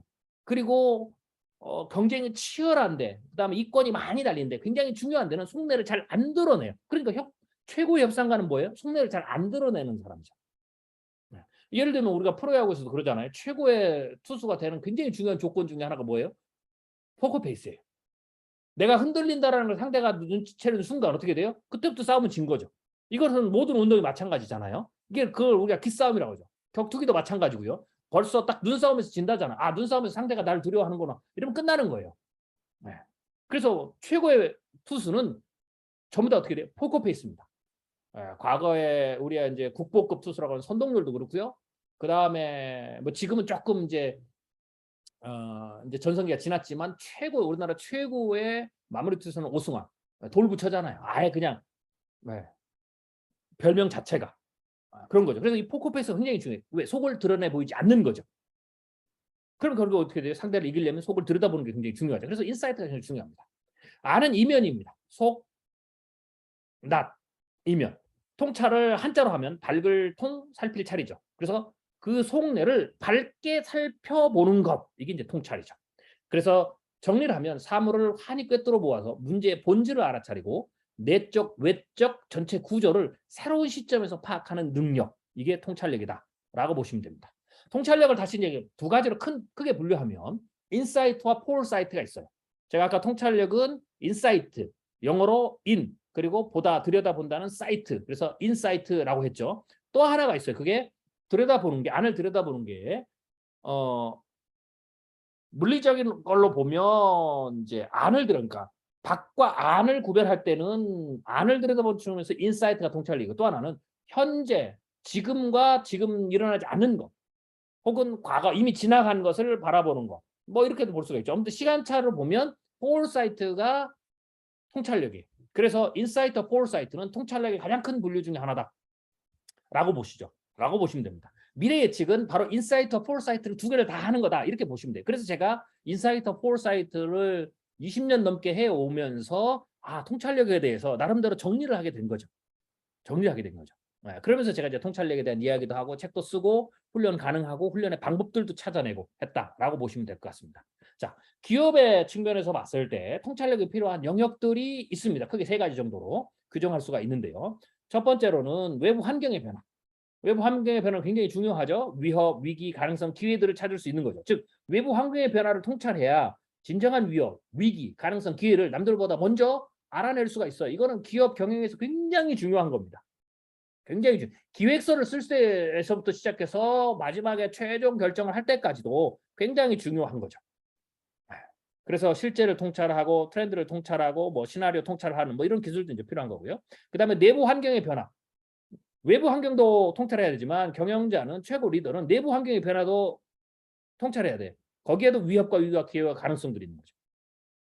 그리고 또 하나는 이제 비즈니스 혁신 포인트도 통찰하는 게 굉장히 중요하죠. 신제품을 개발하는 거, 새로운 원료 부품의 공급이라든지 새로운 생산 방식의 도입이라든지 노동 생산성의 향상의 방법이라든지 새로운 조직 형성 및 운영, 뭐 신시장 개척 뭐 이런 것과 관한 어떤 통찰력들도 굉장히 좀 필요한 겁니다. 이런 부분, 즉 기업의 입장에서 보면 외부 환경의 변화, 내부 환경의 변화, 비즈니스 혁신 포인트의 변화 뭐 이런 부분들이 그 통찰력이 굉장히 중요하다라고 볼 수가 있어요. 제가 이제 이 문구는 미래학자의 통찰법이라는 과거에 썼던 책에서 얇은 책에서 통찰법의 개념을 제가 두 가지 책을 썼는데 하나는 개념을 썼고 또 하나는 기술서를 썼는데 기술서가 굉장히 두껍죠. 근데 이제 개념을 쓴 책에서 제가 이런 얘기를 했어요. 미국에서 기업들은 4년마다 고객의 절반을 잃어요. 이게 이제 평균입니다. 이건 미국뿐만 아니라 아마 한국에도 비슷할 거예요. 그러니까 4년마다 고객의 절반을 잃어요. 그리고 사라지는 고객의 96%는 조용히 그 기업과 인연을 끊죠. 자, 신규 고객의 유치는 기존 고객 관리보다 5배 비용이 들어요. 반면 충성도 높은 단골은 다른 고객보다 4배나 더 많은 돈을 쏟아부어요. 이게 이제 케빈 켈리가 한 말이에요. 자, 그러면 기업 입장에서 매출을 높이려면 알짜기 비율은 어떻게 되겠어요? 기업의 입장에서 가장 중요한 것은 고객 이탈을 막는 거예요. 왜냐하면 그 이탈을 계속 하는데 그 이탈 숫자를 채우려면 기존 고객 관리보다 돈이 더 많이 들기 때문에 그러면 기존 고객을 잘 유지하는 데 돈을 쓰면 비용도 적게 들고 또 충성도가 높이고 충성도가 높으면 그 고객들이 새로운 고객들보다 더 많은 4배나 더 많은 돈을 쓰게 되는 거죠. 그래서 사실은 마케팅이라는 핵심이 여기에 있는 거예요. 마케팅은 새로운 고객을 유치하는 것도 증가시키는 것도 중요하지만 마케팅의 진정한 핵심은 단골 고객을 계속 만드는 거예요. 기존 고객의 이탈을 막는 거죠. 그게 훨씬 더 기업의 성과에 있어서 굉장히 더 좋은 거죠. 중요한 거죠. 그러면 충성도 높은 고객을 만들려면 고객의 현재와 미래의 문제 욕구 결합을 통찰하고 이를 해결해주는 창의적이고 혁신적인 새로운 경험들을 많이 주는 것이 유일한 방법이다라는 거죠. 그래서 이런 부분에 대해서도 역시 통찰이 중요하다. 조금 이제 미래 통찰에 관한 좀 얘기도 좀 해보죠. 왜냐하면 통찰 얘기 제가 큰 변화를 2개를 나눴죠. 인사이트, 포사이트. 그럼 이제 미래 통찰은 그럼 미래는 통찰을 어떻게 하는 거냐? 미래 통찰에도 기본적인 개념이 좀 있어요. 기본적인 이제 전제 조건이 있죠. 첫 번째가 뭐냐면 미래는 텅 빈 공간이 아니라는 거예요. 많은 사람들이 미래는 아직 오지 않았기 때문에 아무것도 없다. 텅 빈 공간이다. 이렇게 생각하는데 절대 그렇지 않습니다. 미래는 아직 오지 않은 시간이지만 이미 상당수는 이미 오지 않았지만 정해져 있어요. 즉 미래의 일부는 과거와 현재 것으로 이미 채워져 있어요. 이 부분 제가 뒤에 통찰력을 이제 나중에 우리가 이제 앞으로 쭉 해가면서 통찰력에 대해서 우리가 훈련을 하면 할수록 해 나갈수록 제가 좀 더 구체적으로 알려드리고 또 기술을 가르쳐 드릴 건데 어쩌든지 개념만 이제 이번 첫 달 강의는 이제 개념 큰 그림을 우리가 이제 그리는 거니까 도대체 우리가 뭘 배우고 뭘 훈련하고 뭐 배우면 어떤 일을 일어나느냐 뭐 이런 부분들에 대해서 이제 우리가 배우는 시간이잖아요. 그러니까 이제 우리 개념만 설명할 건데 어쩌든지 미래 일부는 과거 현재의 것으로 이미 채워져 있다 이렇게 생각하시면 돼요. 상당 부분. 그리고 정확히 무엇이 일어날지 알지 못하지만 과거와 현재 없었던 무엇이 일어날 가능성들로 가득 차 있어요. 그러니까 이 가능성들이 빈 공간이에요. 채워져 있는 게 이미 있고요. 그 다음에 빈 공간은 그것도 그냥 공허한 게 empty로 있는 게 아니에요. 가능성들이 들어있어요.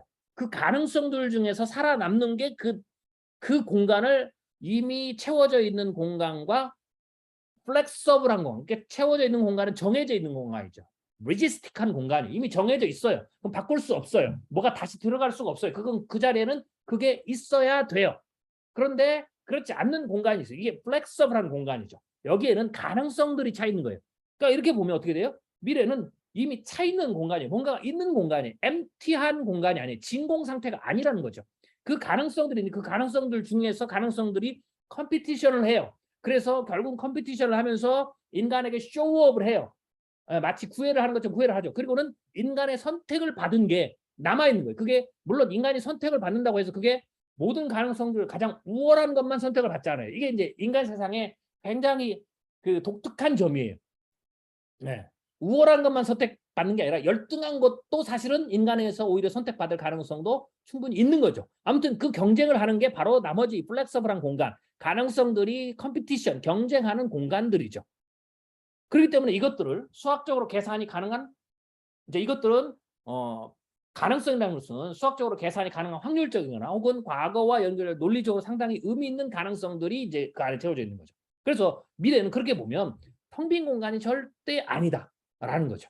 이 말은 굉장히 중요해요. 그러니까 미래에 대한 전략을 세울 때 혹은 미래에 대한 어떤 투자를 할 때 혹은 미래에 대한 준비를 할 때 많은 사람들은 미래가 텅 빈 공간, empty, 진공의 공간이라고 생각해서 자기 마음대로 그리면 된다고 생각하는데 이게 굉장히 틀린 말이에요. 미래는 내가 만들어 간다라는 말은 일면 맞는 말이에요. 네. 그렇지만 미래를 내가 만들어 간다는 말 자체를 미래가 완전히 비어 있고 백지니까 내가 그냥 그리는 대로 된다 이렇게 생각하면 절대 안 돼요. 그거는 틀린 말이에요. 미래는 절대 백지가 아니에요. 텅 빈 공간이 아니에요. empty가 아니에요. 상당 부분은 이미 리지스틱하게 고정이 돼 있어요. 이미 그려져 있다라는 거죠. 여러분들이 스케치북을 받았는데 텅 빈 백지를 받은 게 아니라 열어보니까 어떻게 돼요? 밑그림이 그려져 있다라는 거죠. 어떤 데는 완전히 색까지 다 칠해져 있어요. 그리고 이건 건들지 마세요 라고 아마 정해져 있어요. 이런 공간이 이런 데가 있는 거예요. 미래 공간이. 그리고 나머지는 이제 여기에 당신이 그려볼 수 있는 것을 그려볼 수 있습니다라고 스페이스를 준 거예요. 나눠져 있는 거죠. 물론 근데 그것도 그냥 마음대로 그리세가 아니에요. 몇 가지의 가능성들, 요 범위 안에서 움직입니다. 라는 것들이 있어요. 그러니까 이게 이제 미래라는 공간이죠. 이렇게 본다면 미래에 대한 전략을 수립하고 미래에 대한 계획을 수립할 때 그냥 하면 안 되는 거죠. 만약 이걸 백지라고 생각하면 어떻게 되냐면 미래를 전혀 자기 마음대로 그려요. 그래서 결국 어떻게 돼요? 전혀 미래와 다른 미래를 생각하게 돼서 이게 망하는 거예요. 공상이 되는 거예요. 이건 논리적으로 미래는 그래서 논리적으로 확률적으로 접근하는 게 필요하죠. 왜? 미래 자체가 그런 속성을 가지고 있기 때문에. 그래서 미래에 대해서 의사결정자는 미래에 통찰한다는 것은 미래에 대해서 논리적으로 생각해보고 미래에 대해서 확률적으로 생각해 본다라는 거예요. 왜? 미래가 논리적으로 구성되고 확률적인 가능성으로 채워져 있고 그렇게 만들어져 갈 거기 때문에 그래요. 그래서 이런 측면에서 미래는 예언할 수는 없어요. 왜? 정해져 있는 건 있지만 상당 많은 부분이 확률적 가능성으로 컴피티션의 단계, 즉 경쟁의 구도로 지금 그려져 있기 때문에 어떤 게 이길지를 맞출 수가 없어요. 완전히 우리는 인간은. 왜? 시간이 지나면서 인간이 생각이 변하고 인간의 선택을 받으니까 그 선택을 우리가 완벽하게 맞출 수는 없죠. 그거는 인간의 모든 인간을 다 들여다보고 인간의 모든 행위를 절대적인 완전한 관점에서 볼 수 있는 신만이 할 수 있죠. 그래서 예언을 할 수가 없는 거예요. 그래서 미래는 예언할 수 없는 거예요. 그런 측면에서 미래는 맞출 수 없다. 미래는 알 수 없다라고 하는 측면은 바로 이 말을 얘기하는 거예요. 이 말을 하는 거죠. 그렇지만 미래는 예측할 수 있어요. 왜냐하면 예측할 수 있다는 것은 거꾸로 미래는 텅 빈 공간이 아니기 때문에 일부는 정해져 있고 일부는 가능성으로 컴피티션을 하기 때문에 그 가능성 컴피티션을 우리가 논리적으로 확률적으로 생각하면 어느 정도 통찰할 수 있다는 거죠. 우리의 통찰할 수 있다는 것은 완벽하게 맞출 수 있는 범위가 아니라 내가 통제 가능한, 즉 계획도 수립하고 전략도 수립하고 혹은 내 생각과 조금 다르게 하면 빠르게 대처할 수 있고 이런 것이 바로 통제 가능한 수준이에요. 즉 미래는 예언 가능한 수준이 아니라 가능한 영역이 아니라 통제 가능한 영역으로 만들 수 있다는 거죠. 관리 가능한 영역으로 만들 수 있다는 거죠. 그게 바로 통찰력이고 예측력이다. 그리고 그런 측면에서 미래를 바라보고 공부하고 준비하는 걸 미래를 연구한다라고 하는 거죠. 그게 바로 제가 이제 공부했던 제가 이제 휴스턴 대학에서 연구했던 Futures Study. 그래서 미래학을 Futures Studies라고 해요. 영어로. S가 둘 다 붙어요. 미래들에 대한 공부. 즉 미래를 지금과 같이 하나의 예언이 아니기 때문에 여러 가지 미래들이 있죠. 지금 보면 이제 미래들이죠. 왜냐하면 여러 가지가 있고 그중에 살아남아서 그게 현실이 되면 하나가 되지만 그래서 커런트가 되지만 프레젠트가 되지만 미래는 여러 가지 것들이 있으니까 s를 붙여요. 그리고 그것들에 대한 연구, 각각을 연구한다. 그래서 studies, 연구들. 그래서 미래학을 future studies라고 얘기를 하는 거죠. 그래서 이것도 이제 미래 통찰력은 이런 관점에서 미래의 전제를 두고 통찰력을 발휘하는 거죠. 통찰의 도구들을 사용해서 발휘한다라고 보시면 되는 겁니다. 미래에 대한 통찰, 미래 연구, 미래 예측이 왜 필요할까? 뭐 여담으로 좀 말씀드리면 이거는 이제 뭐 같냐면 많은 분들이 또 어떤 분은 그래요. 미래 연구, 뭐 미래 통찰이 뭐가 필요해? 미래 예측이 뭐가 필요해? 우리에게 미래 예측이 필요 없어. 뭐 이렇게 극단적으로 얘기하는 분도 제가 봤어요. 이제 이분은 첫 번째가 미래는 예언할 수 있다. 미래 예측을 예언으로 생각하니까요. 아니 맞출 수도 없는 거를 맞출 수도 없는 미래를 미래 예측한다라고 하는 거 그거는 우리에게 필요가 없다. 시간 낭비다. 이렇게 생각하시는 거죠. 그 철저히 오해에서 근거한 거다. 미래 연구, 미래 예측, 미래에 대한 통찰을 예언으로 오해한 거죠. 네. 틀린 겁니다. 그런 분도 우리에게 무슨 미래 연구가 필요해? 우리에게 무슨 미래 예측이 필요할까? 미래에 대한 통찰이 뭐가 필요할까? 라고 하시는 분도 그 순간에도 본인은 본능적으로 미래 예측을 해요. 많은 분들이 미래는 예측할 수 없습니다. 라고 이제 생각하는데 제가 이 질문 하나 던지면 미래는 예측할 수 있다. 그리고 예측해야 된다. 그리고 예측의 성과에 따라서 인생이 달라진다라는 것을 한순간에 알 수 있어요. 자, 그럼 그 질문을 제가 던져볼게요. 네, 뭘까요? 제가 자주 던지는 질문인데요. 자, 오늘 제 강의가 몇 시에 끝날 걸로 예측하십니까? 지금 이 예측이 안 되는 분은 빨리 병원에 가보셔야 돼요. 뇌에 전두엽에 심각한 문제가 생긴 거예요. 자, 어떻습니까? 네, 여러분은 제가 이 강의가 오늘 강의가 몇 시에 끝날 걸로 예측하십니까? 라고 제가 질문을 던졌을 때 여러분 곧바로 예측이 되죠. 예측 결과물이 나와요. 네. 9시 반에 시작했으니까 11시 반에 끝날 거다. 라고 예측을 하죠. 그러면 제가 이제 물어요. 일단 예측을 하신 거예요. 이 예측이 안 되면 이제 곤란한 거죠. 네. 실제로 전두엽에 심각한 손상을 입은 사람들은 이 예측이 안 돼요. 네. 기능적 파괴가 됐기 때문에. 쉽게 얘기해서 컴퓨터가 윈도우의 특정 영역의 코드가 날아가 버려가지고 윈도우가 멈춘 거예요. 그러니까 부팅이 안 되는 거하고 똑같은 거예요. 작동 자체가 안 돼, 기본적으로. 그래서 전전두엽이 이 사고에 의해서 다치거나 아니면은 전전두엽이 심각하게 다른 어떤 요소들에 의해서 심각하게 전전두엽이 줄어드는 경우에 이제 이런 문제가 생기죠. 그렇지 않는 분들은 이미 작동이 된다라고 보면 돼요.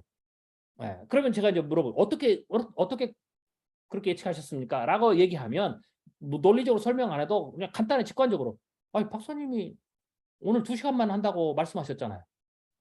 자, 그게 뭐예요? 이걸 제가 퓨처 스터디, 미래 연구 쪽으로 전문적으로 좀 바꿔서 해보면 이게 계획이에요. 제가 계획을 발표했잖아요. 2시간 후에 끝날 거다. 이게 확실성의 요소예요. 변하지 않는 요소에 가까운 거죠. 그래서 여러분들은 변하지 않는 요소, 이미 정해져 있는 요소를 가지고 2시간 이후에, 지금부터 이제 1시간 지나서 1시간 이후에 미래를 이미 여러분은 생각을 했었죠. 자, 이 생각을 하는 게 왜 중요해요? 생각을 해야 내가 지금 화장실을 가야 되는 건지 이 강의를 듣다가 아니면 내가 지금 중요한 점심 약속이 있는데 최윤식 박사님이 계획을 얘기 안 해줬단 말이에요. 그럼 가끔 최윤식 박사님은 강의하다 보면 막 3시간, 4시간씩 막 하다 보니까 이게 지금 3시간, 4시간 가면 어떡하지? 내가 지금 12시에 식사 약속을 해야 되는데 혹은 가족들과 나가야 되는데 의사결정을 못 하게 돼요.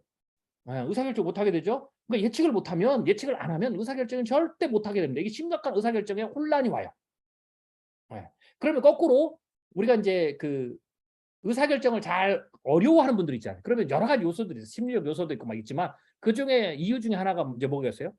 미래에 대해서 내가 예측의 통찰력이 떨어진 거예요. 왜 통찰력이 떨어지냐? 기능적 통찰력이 떨어질 수도 있지만 통찰을 하기 위해서는 정보가 있어야 되는데 정보가 부족하다는 거죠. 그러니까 정보가 부족하고 미약하니까 내가 미래를 예측해서 논리적으로 확률적으로 미래를 내가 시나리오를 구성할 수가 없어요. 즉 경우의 수를 구성할 수가 없다는 거죠. 그러니까 의사결정을 못 하는 거예요. 어떻게 해야 될지를 모르니까. 이게 이제 그런 거죠. 그래서 미래 예측을 못하면 의사결정을 못한다라고 보시면 돼요. 자, 그러면 이게 반복되면 어떻게 되겠어요? 이게 인생이 쭉 힘들게 되는 거예요. 자, 그래서 미래는 예측할 수 있는 겁니다. 예언할 수 없는 거고. 그리고 예측해야 되는 거고. 예측 능력에 따라서 성과가 달라지고 의사결정이 달라지니까 당연히 어떻게 돼요? 성과가 달라지고 미래가 달라지는 거예요. 하루가 달라지고 한 달이 달라지고 1년이 달라지고 평생이 달라지는 거죠. 그 의사결정이 계속 축적이 되니까. 자, 그렇다면 이렇게 될 수 있죠. 물론 이게 기본 시나리오, 이런 걸 기본 시나리오, 베이스라인 퓨처라고 그래. 근데 사람들은 여기서 끝나지 않죠. 예, 이렇게만 하면 예언이죠. 아, 이건 분명히 정확하게. 근데 인간이 살다 보면 뭐 제가 아무리 2시간 후에 끝낸다고 해도 제 기본적인 속성이 있잖아요. 예, 더 많은 것들을 해주고 여러분들 가르쳐 드리고 싶어서 더 많은 얘기를 해드리고 싶어서 제가 이제 하다 보면 강의 시간이 늘어나잖아요. 그러니까 최윤식 박사님의 패턴을 쭉 분석해 보니까 제가 여러 번 강의 들어보니까 2시간에 끝낸다고 했는데 사실 좀 더 오래 가더라. 그러면 대략 내가 넘버 2, 시나리오 넘버 2 예측. 11시 반에 끝나야 되는데 12시쯤 끝나는 걸로 생각해 보자. 이게 이제 넘버 2예요. 그 다음에 뜻밖의 미래를 생각할 수가 있어요. 이게 세 번째 시나리오죠. 아니다. 오늘은 진짜 딱 보니까 최윤식 박사님의 어떤 그 2시간에 끝낸다는 어떤 의견이 결의성이 굉장히 높다. 예. 그러면 뜻밖의 미래로 진짜 11시 반에 정확하게 끝날 수도 있다. 이게 시나리오 3. 그러니까 우리는 이렇게 생각해요. 이건 우리는 시나리오로 얘기하지 않고요. 내가 예측했다 생각하지 않고요. 그냥 머릿속에서 직관적으로 돼요. 이게 휴리스틱이라는 거예요. 그래서 미래 예측을 할 때 휴리스틱 기법이 있어요. 근데 이 휴리스틱 기법은 그냥 신비적인 능력이 아니라 갑자기 생각이 드는 거죠. 그럼 당연히 내가 그러니까 뇌를 에너지를 많이 안 썼는데도 이렇게 되는 거예요. 여러분 지금 이 예측을 하는데 이 질문을 했을 때 여러분은 에너지를 굉장히 안 쓰고 그냥 쭉 떠올랐어요. 직관적으로 쫙. 어떻게 돼요? 이게 이미 훈련이 돼 있기 때문에 패턴이 돼 있기 때문에 뇌가 습관, 패턴을 형성했기 때문에 어떻게 돼요? 질문이 들어오면 그냥 답이 나와요. 에너지를 들이지 않고. 이게 이제 뇌가 에너지를 쓰는 데 굉장히 중요한 거예요. 효율성. 즉 이건 뇌만 그런 게 아니라 뇌가 우리의 삶에서 모두 다 습관화를 만드는 이유예요. 왜냐하면 자, 로봇이 왜 힘든 줄 아세요? 로봇을 만드는 게 왜 힘드냐면 사람은 굉장히 쉽게 하는데 로봇은 어려워요. 왜 그러냐면 로봇은 모든 행동에 단 1mm라도 움직이면 의사결정을 해야 돼요. 그게 코드화되어 있는 거죠. 즉 명령 체계를 거쳐서 프로세스, 칼큘레이션을 해야 되는 거예요. 그러니까 칼큘레이션 작업을 계속 수반해야 되는 거예요. 그래서 단 1mm, 단 1도의 각도로 움직일 때도 모든 칼큘레이션을 다 집어넣어야 되는 거죠. 그런데 경우의 수가 얼마나 많아요? 행동에 자유도가 얼마나 높아요? 바둑이 알파고가 이세돌을 이겼잖아요. 바둑이 19 곱하기 19인데 19 곱하기 19의 판 안에서 그 경우의 수가 우주에 있는 원자보다 많단 말이에요. 그러면 인간의 삶은 여러분의 주위에 있는 여러분의 방 안에서 움직이는 혹은 방 안에서 공간을 모두 시간을 전부 다 그렇게 나눈다면 바둑하고 비교가 안 돼요. 그러니까 인간이 삶에 사는 데서 경우의 수가 어떻게 되겠어요? 이거는 우주의 원자가 아니라 이건 계산을 못할 정도로 많아요. 그러면 이거를 전부 다 모든 행동을 다 계산해서 넣을 수가 없죠. 그래서 이제 로봇을 제어하는데 힘들었어요. 이제 이거를 새로운 방식이 뭐냐? 인간처럼 습관화 패턴화를 시키자. 그걸 또 변화가 있으면 그걸 빨리빨리 조정하자. 막 이런 게 이제 지금 나오는 어떤 이제 로봇 공학, 새로운 인공지능을 도입한 이제 그런 어떤 거거든요. 그래서 로봇의 어떤 발전의 획기적인 패러다임이 온 거예요. 자, 그런데 당연히 칼큘레이션은 에너지가 들어가잖아요. 그게 이제 로봇을 보면 전기를 먹는 거예요. 네. 전기를 계속해서 하는 거죠. 왜냐하면 비트코인 채굴할 때 전부 전기값이 들잖아요. 네. 전기세가 드는 거죠. 다 에너지가 전기란 말이에요. 그러면 인간은 어떻게 돼요? 인간도 역시 뇌가 전기를 써요. 전기 자극을 하죠. 그러니까 전기 에너지를 소모한단 말이에요. 뇌가. 네. 화학적이고 전기적인 신호를 가지고 쓰니까. 그러면 여러분들이 만약에 오늘 강의를 듣기 위해서 해야 될 행동들이 있죠. 아침에 일어나서부터 시작해서 여러분들이 화장실 가고 밥 먹고 움직이고 그다음에 컴퓨터 켜고 뭐 다 이런 것들 정보 찾아보고 이런 모든 거를 전부 다 나누면 이게 동작을 아주 미세하게 조금면 수만 수십 수백만 가지가 돼요. 이거를 전부 다 뇌가 움직일 때마다 1도 움직일 때마다 발 한 번 뗄 때마다 뇌가 전부 다 계산한다고 생각해 보세요. 그러면 그 화학작용, 화학적 신호 보내고 전기 신호 보내면 에너지가 얼마나 많겠어요. 그러면 여러분들 밥을 하루에 10끼, 20끼, 30끼 드시고 그걸 막 뇌에다 에너지를 쏴줘도 뇌가 그걸 감당이 안 돼요. 그러니까 이게 문제가 심각해지죠. 그래서 뇌는 이 의사결정을 인간은 끊임없이 몸을 움직이는 게 전부 다 의사결정이거든요. 행동적 의사결정, 정신적 의사결정 다 이렇게 있는 건데 이거를 에너지를 안 쓰고 해야 되는 절대절명의 과제가 있죠. 그래서 이걸 어떻게 하냐? 패턴화 시키는 거예요. 그럼 어떻게 돼요? 그게 에너지를 쓰지 않죠. 패턴에 따라서 그냥 하는 거죠. 의사결정을 안 하고 칼큘레이션을 다 안 하고 하는 거죠. 이게 이제 컴퓨터로 보면 모듈화 시키는 거예요. 캡슐화 시켜서 그리고 반복적으로 막 쓰는 거죠. 늘 계속 써야 되는 거서 코드를 계속 만들지 않고 하나의 코드화 시켜서 모듈화 시켜서 계속 그걸 반복적으로 가져다 쓰면 되는 거죠. 이게 이제 코딩에서도 인간이 만들었기 때문에 코딩에서도 그런 어떤 효과들이 이제 그 장치들이 있는 거죠. 그런 것처럼 가요. 이걸 우리가 쉽게 얘기하면 우리말로 표현하면 그게 습관이라는 거예요. 그래서 습관을 따라서 하기 때문에 그 습관에 따라서 하는 행동들은 에너지를 쓰지 않지, 거의 쓰지 않아요. 그래서 내가 에너지를 안 쓰기 때문에 그냥 우리는 어떻게 돼요? 직관적으로 당연히 그렇게 되는 것처럼 자연스럽게 그렇게 되는 거 아니야? 혹은 자연스럽게 되는 것처럼 나오는 거죠. 바로 여러분들이 제가 오늘 강의가 몇 시에 끝날 거라고 질문을 던지니까 곧바로 그 시나리오 작업이 나오고 경우에서 나온 게 바로 그런 형태예요. 그렇기 때문에 어떻게 돼요? 우리는 지금 내가 예측을 하고 있다라고 생각을 안 한 거예요. 그래서 뭐 예측을 해야 돼? 라고 하는 거죠. 근데 실제로는 본인은 예측하고 있는 거죠. 즉 내가 예측하고 있다라는 것을 인식하지 못하고 있는 거지 예측을 안 하는 게 아니다라는 거죠. 그리고 우리는 이 예측을 끊임없이 하는 거고 이 예측이 반복되는 거, 동일한 결과가 나오는 거, 동일한 행동을 예측해야 되는 것은 캡슐화시켜서 패턴화시켜서 뇌에 저장을 해서 자연스럽게 가는 거죠. 그런데 이제 문제는 뭐냐면 새로운 변화시가 될 때는 과거에 내가 그렇게 이럴 때는 이렇게 예측하면 되고 이런 경우의 수를 만들면 되고 이렇게 하면 되는 게 전부 다 틀려져요. 그렇게 하면 계속해서 어떻게 돼? 결과가 오류가 나오는 거예요. 오류가 나오거나 퍼포먼스가 떨어지거나 이럴 때는 어떻게 되겠어요? 새로 예측을 해야 되죠. 새로 예측할 때는 패턴상 과거에도 못하니까 새로 공부도 하고 새로 생각, 즉 에너지가 드는 거죠. 이게 바로 예측을 해야 된다라는 것에 시나리오에서 에너지를 쓴다라는 거예요. 그렇기 때문에 이럴 때는 어떻게 되겠어요? 네. 그렇기 때문에 이제 이런 데에 이제 에너지가 들어가면서 예측한다라는 걸 인식하는 거죠. 어쩌든지 사람은 그럴 때만 내가 예측한다고 생각하는데 그렇지 않다라는 거죠. 그래서 미래는 예측할 수 없다라고 말하는 분들도 미래를 예측한다라고 하니까 그 말은 여러분들 이제 미래를 예언할 수 없다. 미래를 정확히 맞출 수 없다라는 말로 바꾸시는 게 상식적입니다. 자, 아무튼 미래 통찰, 미래 예측, 미래 연구는 왜 필요해요? 중요하니까. 이거는 이런 질문은 사실은 이 질문과 똑같아요. 왜 의사가 필요할까? 라는 질문을 하면 그것도 질문이라고 해? 라고 하는 거죠. 당연히 사람이 아프니까 의사가 필요하지. 마찬가지로 미래 예측이 왜 필요해? 미래 통찰이 사람이 미래를 생각하니까. 미래를 올바로 생각해야 되니까. 더 나은 미래를 만들어야 되니까. 필요한 거죠. 그래서 통찰력의 큰 분류, 인사이트와 포얼사이트 이 두 가지를 살펴봤다라고 보시면 되고요. 그리고 이제 통찰력의 중요성의 신뢰는 또 기업에 있어서 개인에 있어서 조기 경보 시스템도 굉장히 중요하죠.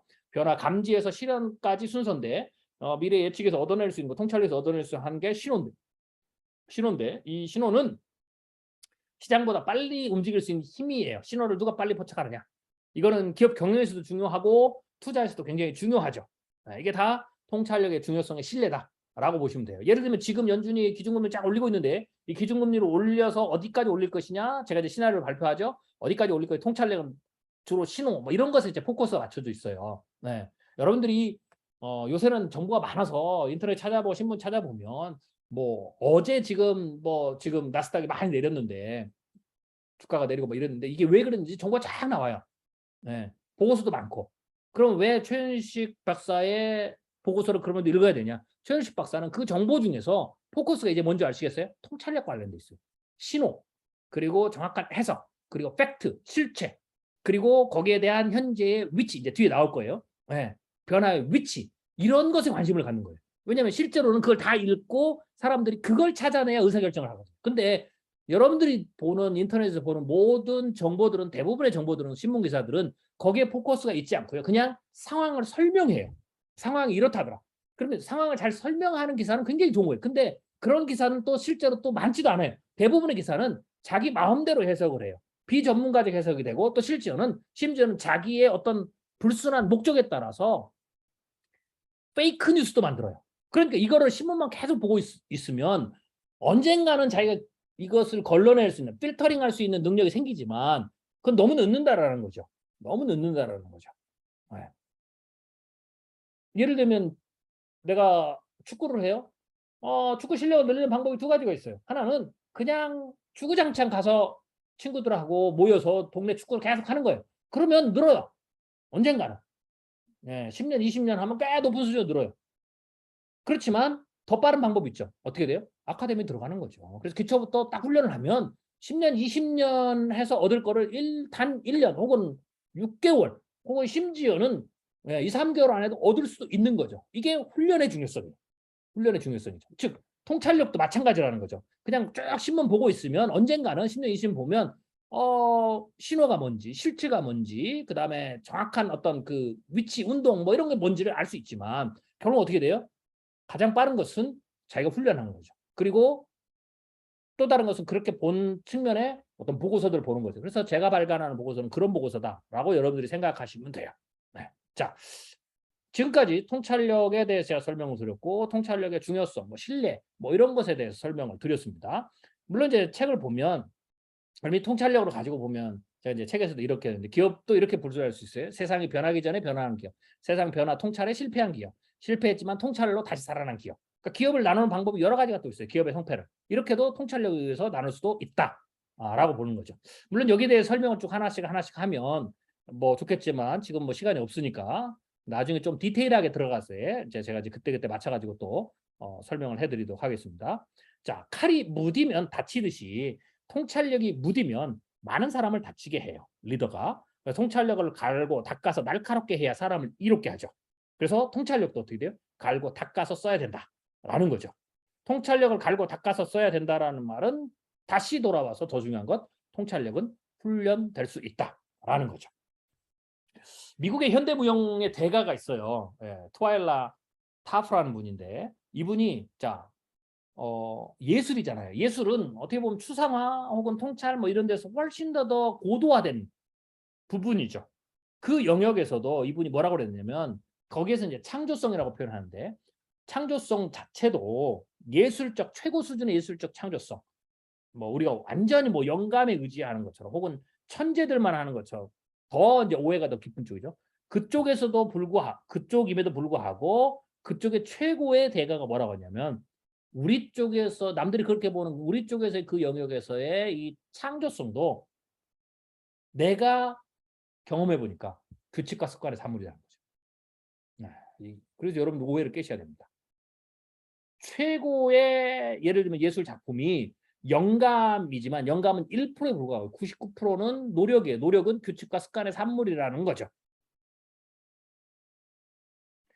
저는 그렇게 생각해요. 거꾸로 1%의 영감은 스페셜한 사람이 주어지는 게 아니에요. 1%의 영감은 99%의 노력을 하는 사람에게 1%의 영감이 주어진다. 왜? 인간은 누구나 다 영감을 받을 수 있는 또 영역이 있어요. 유레카할 수 있는 거죠. 유레카. 네. 유레카라는 것도 잘 아시죠? 유레카도 그냥 있는 게 아니고 이미 물리학적인 훈련들을 쭉 한 결과 왕이 준 왕의 그 왕관 안에 황금이 얼마 들어있는지에 대해서 질문을 던지고 그 고민을 하다 보니까 목욕탕에 물이 들어가서 물이 넘치는 걸 보고 해법을 찾은 거죠. 그런데 이 아르키메데스가 물리학적 지식, 이 규칙과 습관 훈련이 안 됐으면 발견하지 못해요. 왜? 왕도 욕실에 들어가면 매일 욕실에 들어갈 거고 욕탕에 들어갈 거고 목욕탕에 들어갈 거고 왕도 들어가면 자기 몸무게만큼 물이 나와요. 근데 왕은 아무리 100번, 1000번 들어가도 물리학적 지식이 아르키메데스처럼 없으면 어떻게 되겠어요? 절대로 그거를 유레카를 못해요. 영감이 안 오는 거죠. 그러니까 이 1%의 영감도 규칙과 습관의 99%의 노력이 제공되는 사람에게는 모두에게 다 올 수 있는 것이라고 볼 수가 있는 거죠. 엄선된 사고 기술이나 행동 기술들을 체계적으로 프로세서하고 이를 규칙적으로 실행하고 그와 관련된 패턴을 지속적으로 발전시킴으로써 저는 평범한 직장인들도 성공적인 미래 통찰, 혁신과 창조의 결과를 만들어낼 수 있어요. 저는 기업에게도 그렇게 이제 조언을 해드리는데요. 이 정도 뛰어난 수준의 통찰력을 발휘하는 사람들을 스카우트하려면 기업은 슈퍼 A급이잖아요. 쉽게 해서 저같이 미래에 대해서 예측을 하고 훈련할 최고의 전문가를 기업이 스카우트 하려면 최고의 슈퍼 A급에 해당되는 연봉을 줘야 돼요. 근데 문제는 연봉도 비싸지만 어떻게 돼요? 그런 사람을 구하기가 힘들죠. 경쟁이 굉장히 심해요. 그러면 돈이 없는 기업 혹은 경쟁에서 뒤떨어지면은 그런 인재를 못 구하느냐? 아니라는 거죠. 그럴 필요가 없다라는 거죠. 훈련을 시키라는 거죠. 저는 평범한 직장인도 일반인도 혹은 한국은 굉장히 교육적 수준이 높아요. 그래서 저는 기본기가 이 통찰력을 훈련하는데 기본기가 굉장히 탄탄하게 이미 돼 있어요. 그것을 통찰력으로 끌어오지를 못하는 거죠. 그 훈련만 시키면 저는 기업에서도 새로운 인재를 스카우트하지 않고도 어떤 특정한 팀, 어떤 특정한 사람을 굉장히 빠른 시간 안에 높은 수준의 통찰력으로 끌어올릴 수가 있어요. 심지어는 제가 발표하는 그 시나리오 같은 거를 기업에서도 얼마든지 만들어낼 수 있어요.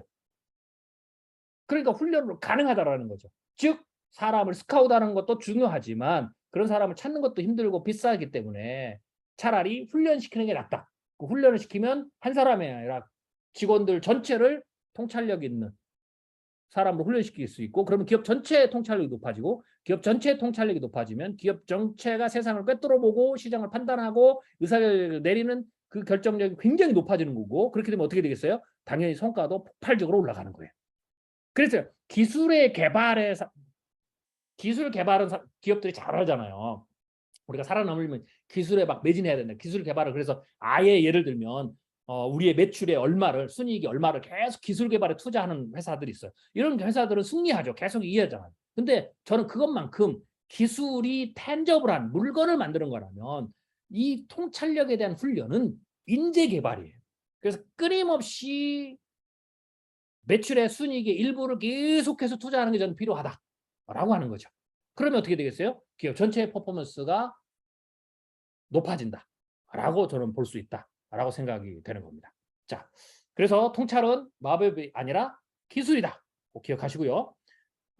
당신의 미래를 바꾸는 통찰력의 수준은 관찰. 그럼 좀 더 디테일에 가보죠. 관찰과 기술이라는 것은 관찰과 생각의 날카로움의 차이죠. 기술의 차이다라는 것은 다시 말하면 보는 기술과 관찰하는 기술과 그걸 가지고 생각하는 기술의 날카로움의 차이다.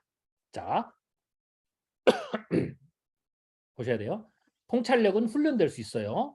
규칙과 습관의 산물이죠. 훈련될 수 있기 때문에 좋은 규칙, 통찰력을 발휘하는 좋은 규칙, 좋은 습관을 훈련하면 된다는 거예요.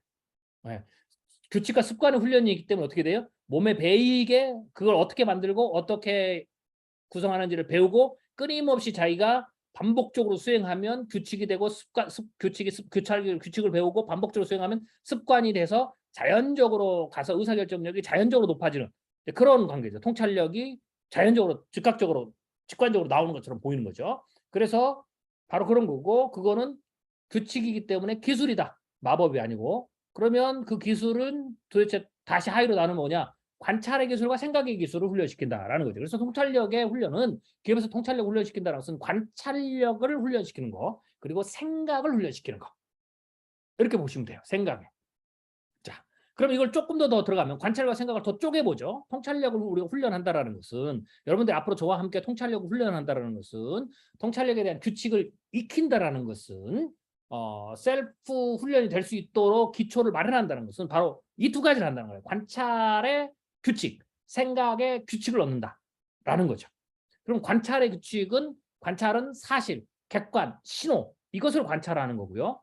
생각의 스킬을 넓힌다는 것은 생각을 입체적으로 하는 거. 입체적으로 하려면 생각의 기술이 여러 가지가 있어요. 왜냐하면 생각의 기술 하나는 단면을 보는 거예요. 일면을 보는 거죠. 그러면 다면을 보려면, 입체를 보려면 다양한 생각의 기술을 써야 돼요. 그래서 다양한 생각의 기술을 중첩하는 거예요. 그러면 입체적으로 세상을 볼 수가 있어요. 세상은 여러분들이 제가 생각의 기술은 이렇게 얘기하거든요. 선글라스 같아요.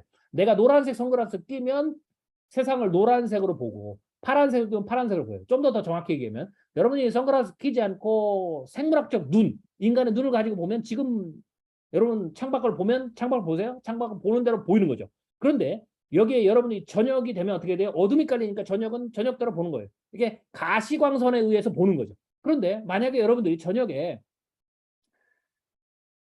적외선 렌즈, 군인들이 많이 쓰죠. 적외선 카메라를 끼고 하면 될까요? 그러면 내가 그걸 끼지 않은 가시광선 안에서의 보지 못하는 것을 보게 돼요. 즉 다른 면을 보게 되는 거죠. 만약에 여러분들이 난의 기술이 돼서 잠자리의 눈과 같은 안경을 만들었다. 글래스를 만들었다. 그러면 잠자리의 눈과 잠자리가 보듯이 세상을 보듯이 똑같이 보는 눈을 글래스를 만들어서 그걸 끼면 잠자리가 세상을 보는 것처럼 봐요. 네. 그렇게 되는 거죠. 혹은 올빼미의 눈을 똑같이 복사한 글래스를 만들었다. 그러면 올빼미의 눈이 우리가 볼 수 있는 게 있고 차이가 있죠. 그렇게 보이는 거죠. 혹은 귀도 마찬가지예요. 박쥐가 그 고주파를 날리면서 가잖아요. 네, 눈이 잘 안 보이니까 고주파를 날리면서 위치를 측정하고 이제 비행을 한단 말이죠. 그러면 그 고주파를 들어야 되죠. 그러니까 박쥐가 듣는 주파수와 인간이 듣는 주파수가 다르다는 거죠. 그러니까 세상은 리얼 월드는 실제 세상은 그 주파수가 다 있어요. 근데 인간은 그 주파수를 못 듣는 거예요. 그럼 들으면 어떻게 되겠어요? 박쥐의 어떤 귀, 신경 체계를 가져야 되죠. 그러면 듣는 거죠. 자, 이런 것처럼 세상은 내가 보지 못하는 것들이 많다라는 거죠. 그러면 그 보지 못하는 것들을 보기 위해서는 어떻게 돼요? 다양한 관점, 다양한 선글라스, 글래스, 다양한 귀, 다양한 신경 체계를 가져야 되죠. 그게 뭐냐? 인간이 그렇게 할 수 없기 때문에 인간은 사고로 그렇게 할 수 있어요. 다양한 관점으로 보게 하는 거죠. 그래서 이 생각의 기술을 높인다는 바로 그런 거죠. 그래서 입체, 중첩해서 본다라고 생각하시면 돼요. 그래서 다양한 관점을 생각하고 머릿속에 그것을 그려요. 사실도 보고 피드백 보고 창발도 보고 연관관계도 보고 나무도 보고 숲도 보고 막 이러는 거죠. 그러면서 그것을 조합해요. 그거 외에는 또 생각으로 조합할 수 있어요. 인간의 생각은 세상을 내가 모형화시킬 수 있어요. 인간은 굉장히 독특한 능력을 가졌어요. 모형화시킬 수가 있어요. 모형화. 이게 인간의 뇌에 굉장히 중요한 그 능력인데요. 동물이 갖지 못하는 거죠. 그래서 세상을 모형화시켜서 그걸 다양하게 인간이 뇌에서 시뮬레이션, 조작을 할 수가 있어요. 조작. 예를 들면 그것을 굉장히 잘하는 사람이 이제 프로페셔널, 어떤 특정한 영역에서 전부 다 프로페셔널 수준으로 올라가는 거죠. 아인슈타인이 상대성 이론을 어떻게 됐어요? 아인슈타인은 상대성 이론을 자기의 직감, 오감으로 결코 아인슈타인뿐만 아니라 누구나 다 알 수가 없어요. 근데 아인슈타인은 그걸 어떻게 발견했어요?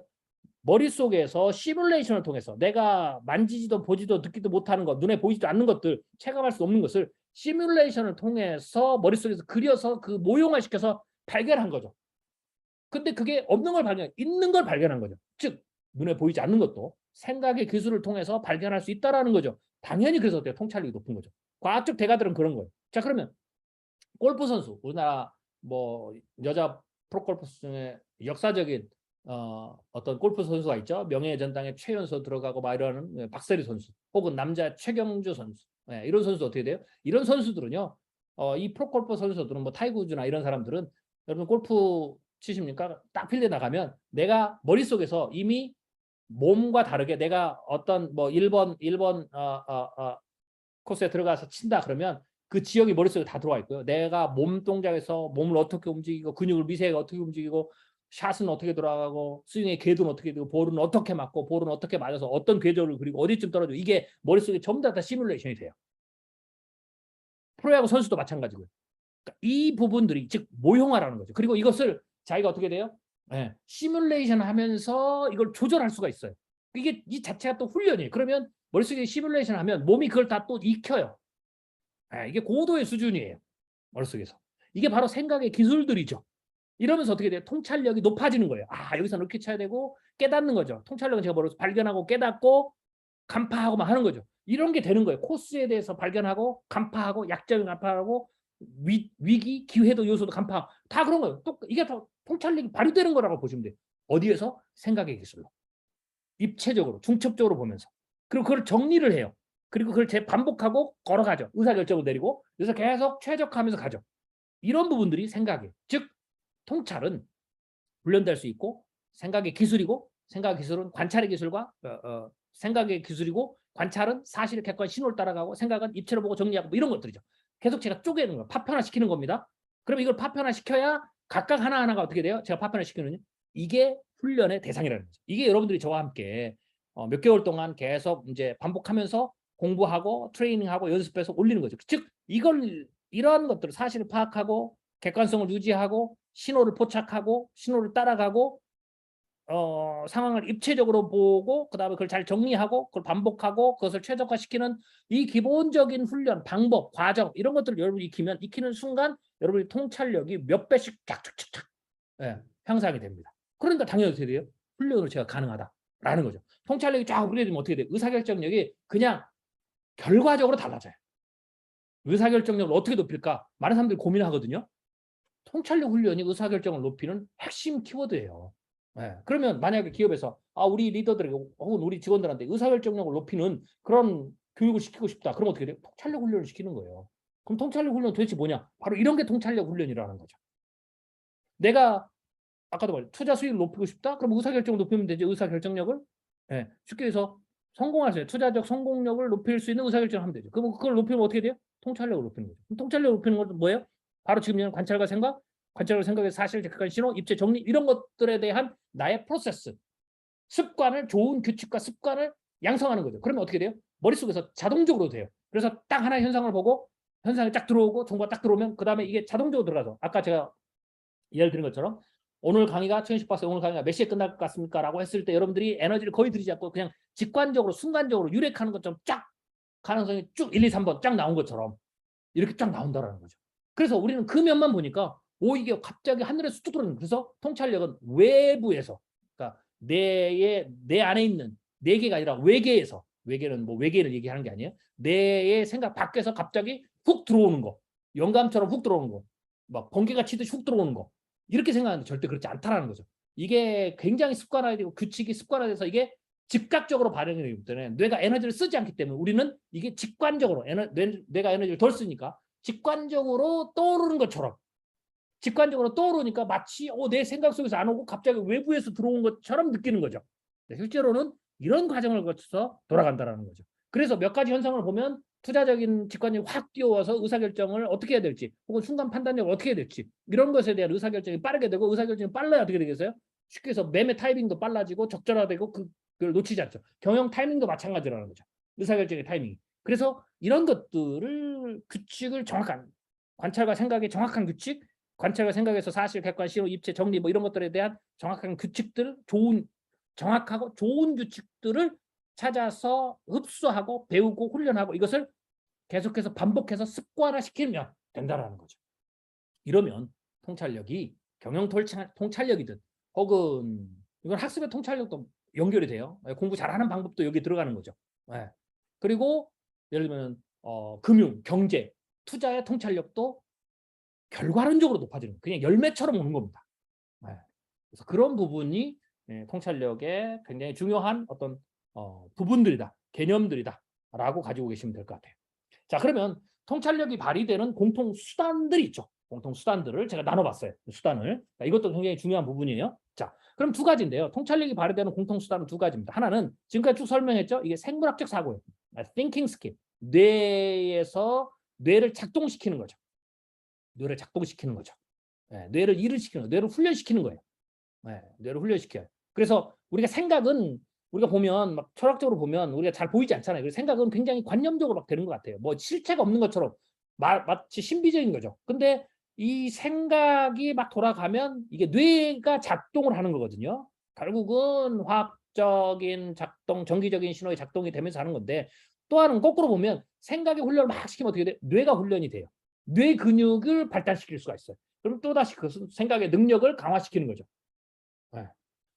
그래서 이렇게도 제가 표현하는데요. 만약에 여러분들이 이제 지금 여름철이잖아요. 그럼 이제 해변가 또 가고 그러면 이제 looking good 멋있는 몸매를 우리가 보여주기 위해서 우리가 봄철부터 이제 헬스클럽 다녀서 운동하잖아요. 막 근육 운동을 하는 거죠. 몸을 좋아지려면 근육을 단련해야 되죠. 그러면 이제 우리가 근육 훈련을 해.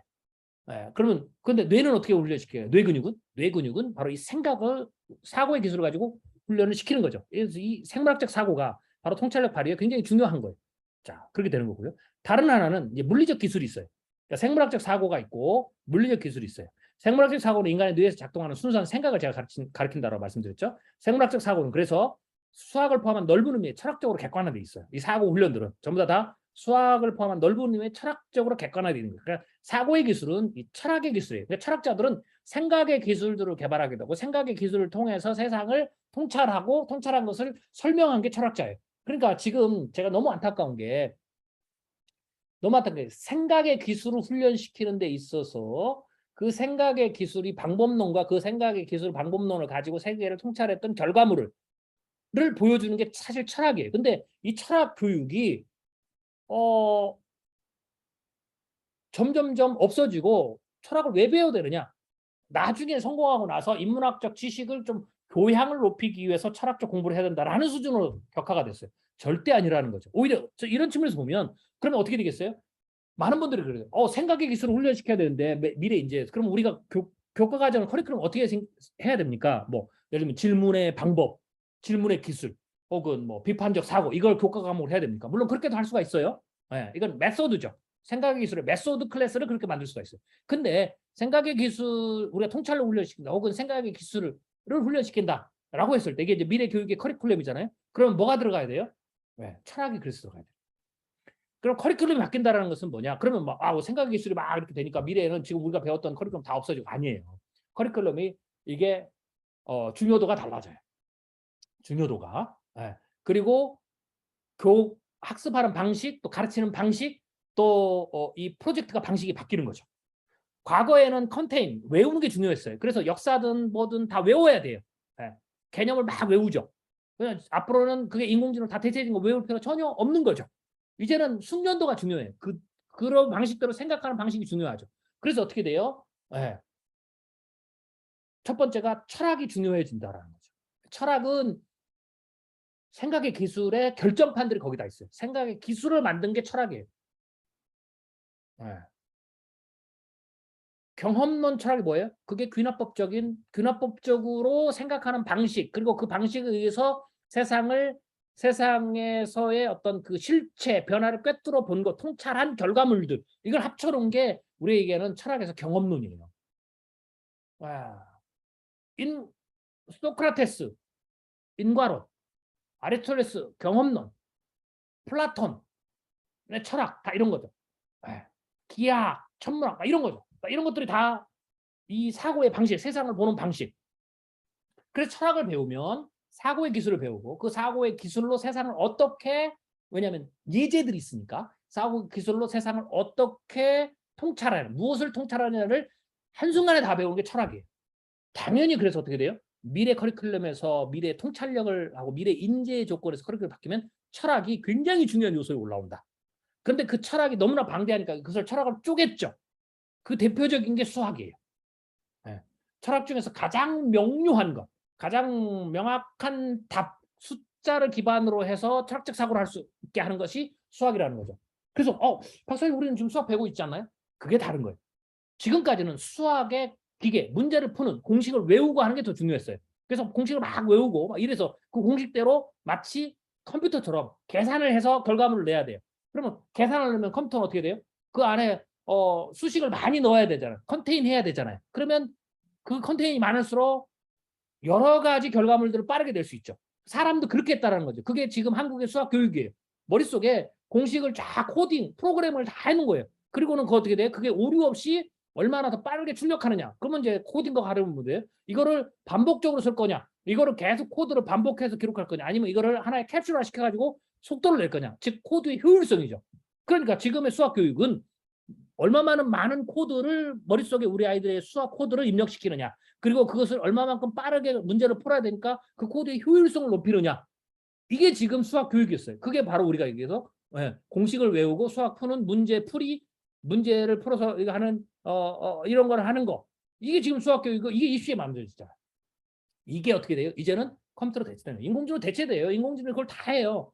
그러니까 인간은 그렇게 할 필요가 없죠. 그런 퍼포먼스는 기업에서 인공지능이 하지 사람에게 시키지 않아요. 심지어는 과학도 사람이 이제는 계산을 그런 식으로 하지 않아요. 결국은 인공지능이 하죠. 그러면 인간은 뭘 해야 되느냐? 수학적인 철학을 하는 거죠. 철학적 수학을 하는 거죠. 사고의 개념으로. 그 수학적 관점으로.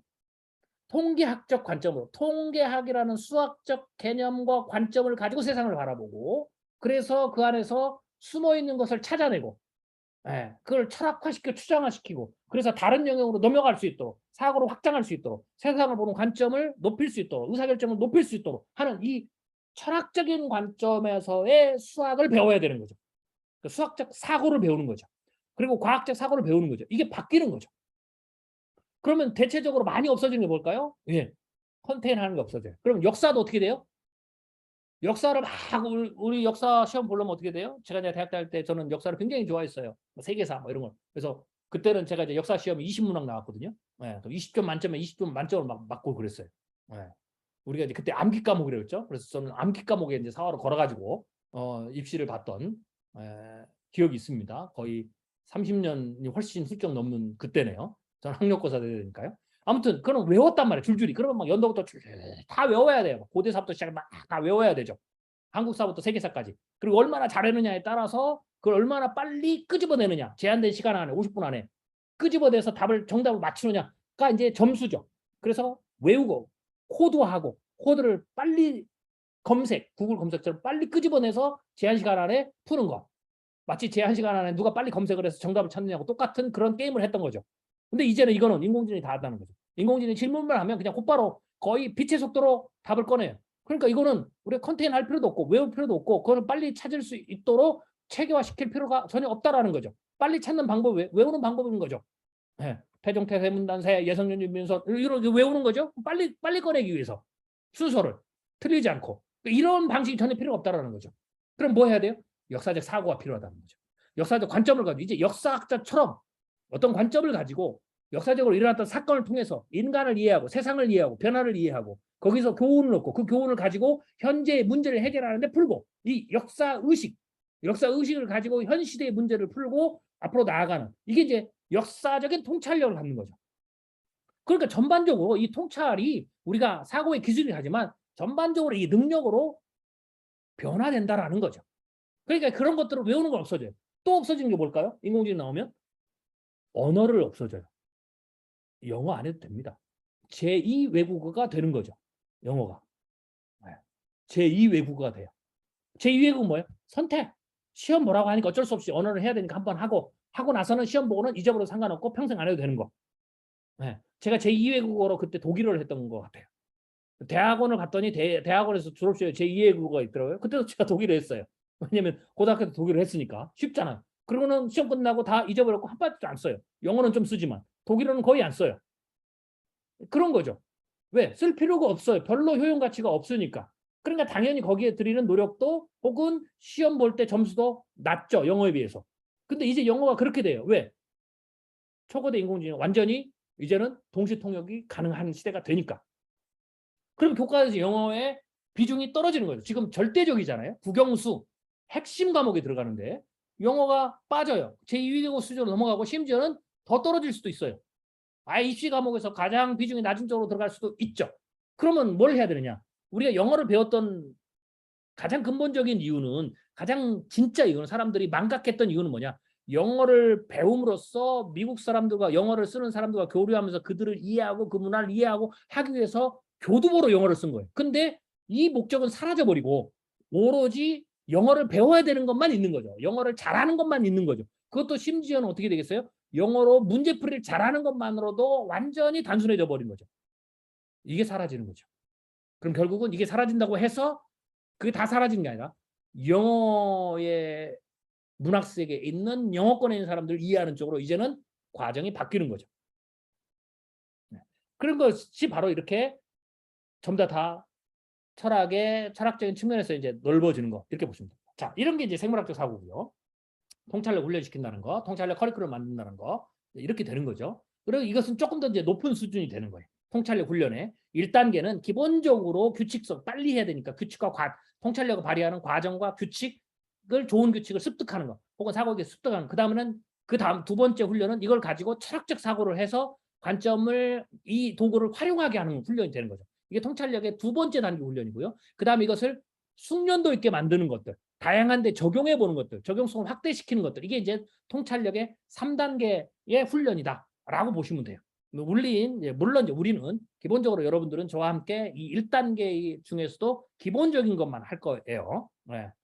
이제 매스터 과정에 들어가면 이걸 이제 다 한다라는 거죠. 아무튼 그렇게 이제 나눠줄 수가 있고요. 그다음에 이제 이거는 지금까지는 이게 이제 생물학적 사고가 대체적으로 가장 중요하고 거의 절대적인 통찰력을 발휘하는 수단이었어요. 근데 앞으로는 굉장히 중요한 수단이 하나 나와. 제가 이제 인공지능 말씀드렸잖아요. 바로 이 물리적 기술이에요. 물리적 기술이 물리적 기술은요. 인간의 외부에서 작동하는 계산기나 인공지능 같은 기계적 도구를 의미하는 건데요. 이게 이제 인공지능이 되면서 인간의 통찰력의 부분에서도 이 계산기가 다른 거예요. 통찰력의 부분에서도 굉장히 중요한 도구가 되는 거죠. 그래서 미래에는 인공지능을 얼마나 잘 쓰느냐도 한 인간의 토털섬의 통찰력의 총합에 굉장히 중요한 요소가 된다라고 보시면 돼요. 물론 단 이제 이런 수단을 사용하는 일련의 순서, 과정이죠. 이거 통찰력을 발휘하는 사람마다 차이가 있어요. 학문적 배경이란다, 익숙한 사고 기술의 차이라든지 정보나 지식의 정도 혹은 기계적 도구에 대한 정서적 친밀함이나 숙련도 차이 등으로 나름대로 사람들이 주관적 순서를 만들 수가 있고 그 차이가 있을 수 있죠. 이걸 이제 우리가 뭐라 그러냐면 통찰의 노하우라고 하죠. 예. 그래서 이 비결은 주로 도구, 그렇지만 이제 그럼에도 불구하고 이 노하우, 이 프로세스 순서는 다를 수 있지만 대체적으로 순서마다 혹은 순서 전체에 들어가는 이 도구들은 거의 비슷해요. 그래서 비결을 할 때는 도구, 수단보다는 순서, 과정에 해당되는 경우가 많다라고 보시면 돼요. 자, 예를 들면 이제 이거는 미래 예측을 제가 할 때, 미래 통찰할 때 제가 사용하는 사고의 기술들이에요. 인과적 시스템, 인과적 사고, 시스템 사고, 알고리즘 사고, 복잡계 사고, 추상적 사고, 유비 추론 사고, 가설 추론 사고, 논리 수학적 추론 사고, 비판적 사고, 뭐 이거 외에도 굉장히 많이 있죠. 즉 이런 사고의 기술들이 전부 다 관점을 제시하고 중첩을 만들게 하고 사실을 찾고 객관성을 찾고 신호를 포착하고 모델링을 하고 그래서 세상을 바라보는 어떤 관점을 높여주고 이것들이 계속 반복적으로 습관적으로 돌아가면서 어떤 특정한 이슈가 탁 떠올랐을 때 직관적으로 예측 능력이 나오는 거죠. 꿰뚫어보는, 본질을 꿰뚫어보는 빠르게 레버리지로 찾아서 들어갈 수 있는 이 퍼포먼스가 나온다라고 보시면 될 것 같아요. 그 외에도 미래 예측에서 수학적 기술도 이제 사용하죠. 왜냐하면 정확히 하면 철학적 수학 개념들을 사용하는 거예요. 대수의 법칙이라든지 이건 이제 대중의 지혜와 관련된 거고요.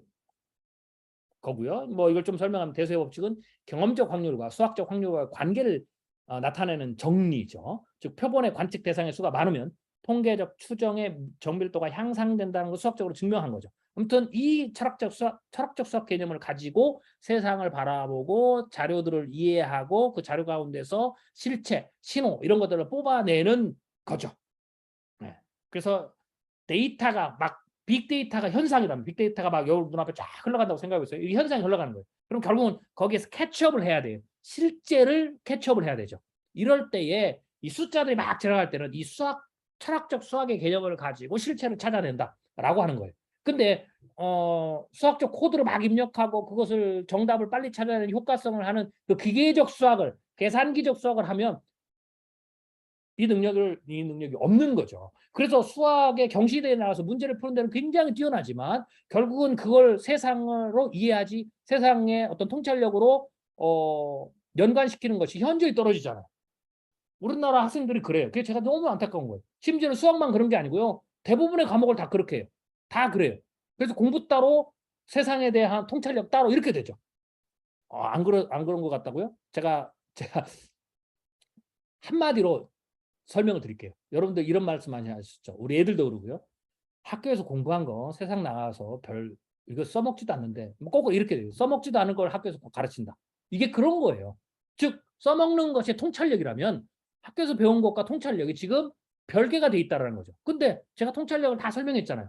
통찰력을 다 설명했는데 통찰력을 훈련시키는 컨텐츠를 제가 설명드렸잖아요. 그 설명드린 게 각각의 낱개로 보면 제가 그래서 한국의 교육 수준이 굉장히 높고 한국의 사람들이 통찰력 훈련시키는 기본기가 자기는 모르지만 기본기가 잘 돼 있기 때문에 훈련을 통해서 빠르게 통찰력이 향상될 수 있다라고 제가 설명했던 이유가 그거예요. 왜냐? 이미 다 배운 거거든요. 근데 내가 써먹지 못했다. 이 말은 통찰력을 발휘하는데 적용을 못했다는 거죠. 그래서 두 개가 별개가 돼 있는 거예요. 이 두 개를 가교로 이어주면 돼요. 그렇기 때문에 제가 한국 사람들은 굉장히 빠른 시기에 적당한 훈련을 하면 굉장히 통찰력이 빠르게 향상되는 체험을 할 수 있다라고 제가 말씀드린 거예요. 이미 기초가 돼 있다라는 거죠. 기초가 돼 있는데 못 써먹는 거죠. 그것을 말하는 대표적인 게 학교에서 공부한 거 하나도 쓸데없다. 혹은 이거 배워서 어디다 써먹지? 혹은 아이들이 많이 하는 거 써먹지도 못할 거 지금 우리가 공부하고 있다. 그래서 어떻게 돼요? 써먹지도 못할 거라고 생각하니까 어떻게 돼요? 그냥 나는 이것을 점수를 획득하는 데 별로 관심이 없는 없는 학생들은 어떻게 돼요? 공부를 안 하잖아요. 왜? 써먹을 필요가 없는데 왜 해요? 유일하게 써먹는 게 점수를 획득하는 건데 나는 점수를 획득하는 것 자체에 별로 관심이 없으니까 쓸모가 사라졌죠. 그러니까 공부를 안 하는 거예요. 이게 공부를 안 하는 이유입니다. 동기부여가 안 되면. 왜? 써먹을 수 없다고 생각하니까. 필요가 없으니까. 차라리 내가 가서 기술을 배우지. 이렇게 되는 거예요. 근데 아니에요. 전부 다 써먹을 수 있어요. 통찰력에 굉장히 중요한 거죠. 확률 이론은 통계를 기반으로 하는 확률적 예측에 사용되고 통계는 범위를 추출하고 확률은 그 범위 내에서 경우의 수들을 확률적으로 분류하는 방식이죠. 미래 예측의 기초인 확률 이론의 탄생은 1650년대 프랑스 수학자 파스칼과 페르마가 주고받은 서신이 확률로 미래 예측한 최초의 시도예요. 자, 그러니까 이 확률 통계도 미래를 통찰하는 데 굉장히 중요한 이 도구로 탄생을 해서, 그러나 수를 다루기 때문에, 규칙을 다루기 때문에 수학에 포함이 된 거였어요. 그러나 이거는 철학적인 방법론으로, 철학적인 세계관, 철학적으로 세계를 이해하고 통찰을 하는 데 도구로 만들어진 거예요. 근데 우리는 어떻게 돼요? 이게 다 빠지고 어떻게 돼요? 확률 통계만 가르치죠.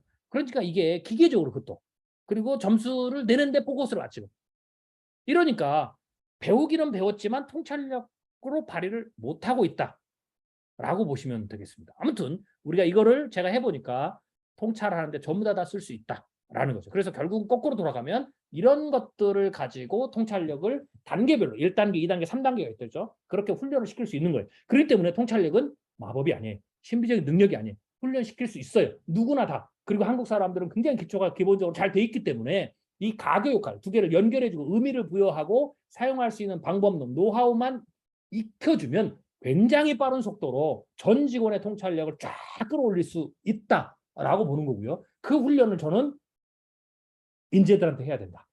그리고 개인도 이 훈련을 하면 어떻게 되겠어요? 자기의 사업 분야에서, 혹은 자기의 금융 투자 분야에서, 혹은 자기의 산업 분야에서 굉장히 퍼포먼스, 통찰력이 높아지면 의사결정이 좋아지고, 의사결정이 높아지면 성과가 좋아진다고 했죠. 높은 성과, 그게 투자면 투자 수익이고, 그 다음에 어떤 그 기획서면 기획서의 수준이고, 의사결정이면 의사결정의 수준이고, 뭐 이렇게 다 각별로 다 나타날 수 있다라는 거죠. 환경의 한계가 아닙니다. 네, 생각의 한계고, 생각의 한계를 스스로 규정졌기 때문에 우리가 통찰력을 잘 발휘할 수 있음에도 불구하고 그러지 못했다라고 보시면 될 것 같습니다. 예, 오늘 좀 정리를 할 거예요. 오늘 이제 큰 틀에서 말씀을 드렸고요. 이제 이 외에도 제가 이제 인공지능이 이제 통찰력을 발휘하는 어떤 그 어떻게 해야 되느냐, 뭐 예를 들면 이제 다음 시간에 혹은 이제 그 다음번 다음 달 강의에 계속 연이어서 이제 설명하면서 제가 말씀을 드릴 텐데, 인공지능 같은 경우에 보면 인공지능이 발휘하는 인간의 역량과 이제 비교한 차트입니다. 그래서 시간이 지나면 인간이 갖는 역량에서 인공지능이 통찰의 도구로 사용될 수 있는 거. 그다음에 현재로 보면 약한 인공지능은 예측적 미래의 통찰, 포어사이트 쪽에서도 이미 사용할 수 있는 부분이 있다라는 거고요. 조금 더 뒤로 가서 인공지능 향후에는 인간의 뇌와 인공지능의 뇌가 서로 합업해서 인간과 인공지능이 협력해서 탁월한 통찰력을 발휘할 수 있는 그런 어떤 상황이 오고요. 또 인공지능과 인간이 협업으로 미래를 예측하고 미래를 통찰하면 오류도 줄일 수 있는 거죠. 네. 그리고 이런 것들은 이제 인공지능, 제가 이제 앞으로 쭉 여러분들 가르쳐 드리고 이제 학습시켜 드릴 텐데, 그거에서 인공지능으로 앞으로 천천히 시간에 따라 대체될 수 있는 부분들이 어떤 부분들이냐. 관찰과 생각의 영역에서 관찰은 인공지능이 앞으로 파워풀하게 될 수 있어요. 지금도 이미 그 수준으로 좀 올라와 있고, 생각에서도 뭐 사실을 연결하는 거나 PDF 고리를 만드는 거나 논리적으로 확률적으로 하는 것이 인공지능이 굉장히 파워풀하게 나타날 수 있는 거죠. 그래서 인공지능이 굉장히 중요한 이 물리적 도구가 되는 거죠. 자, 제가 아까 그 설명드렸죠.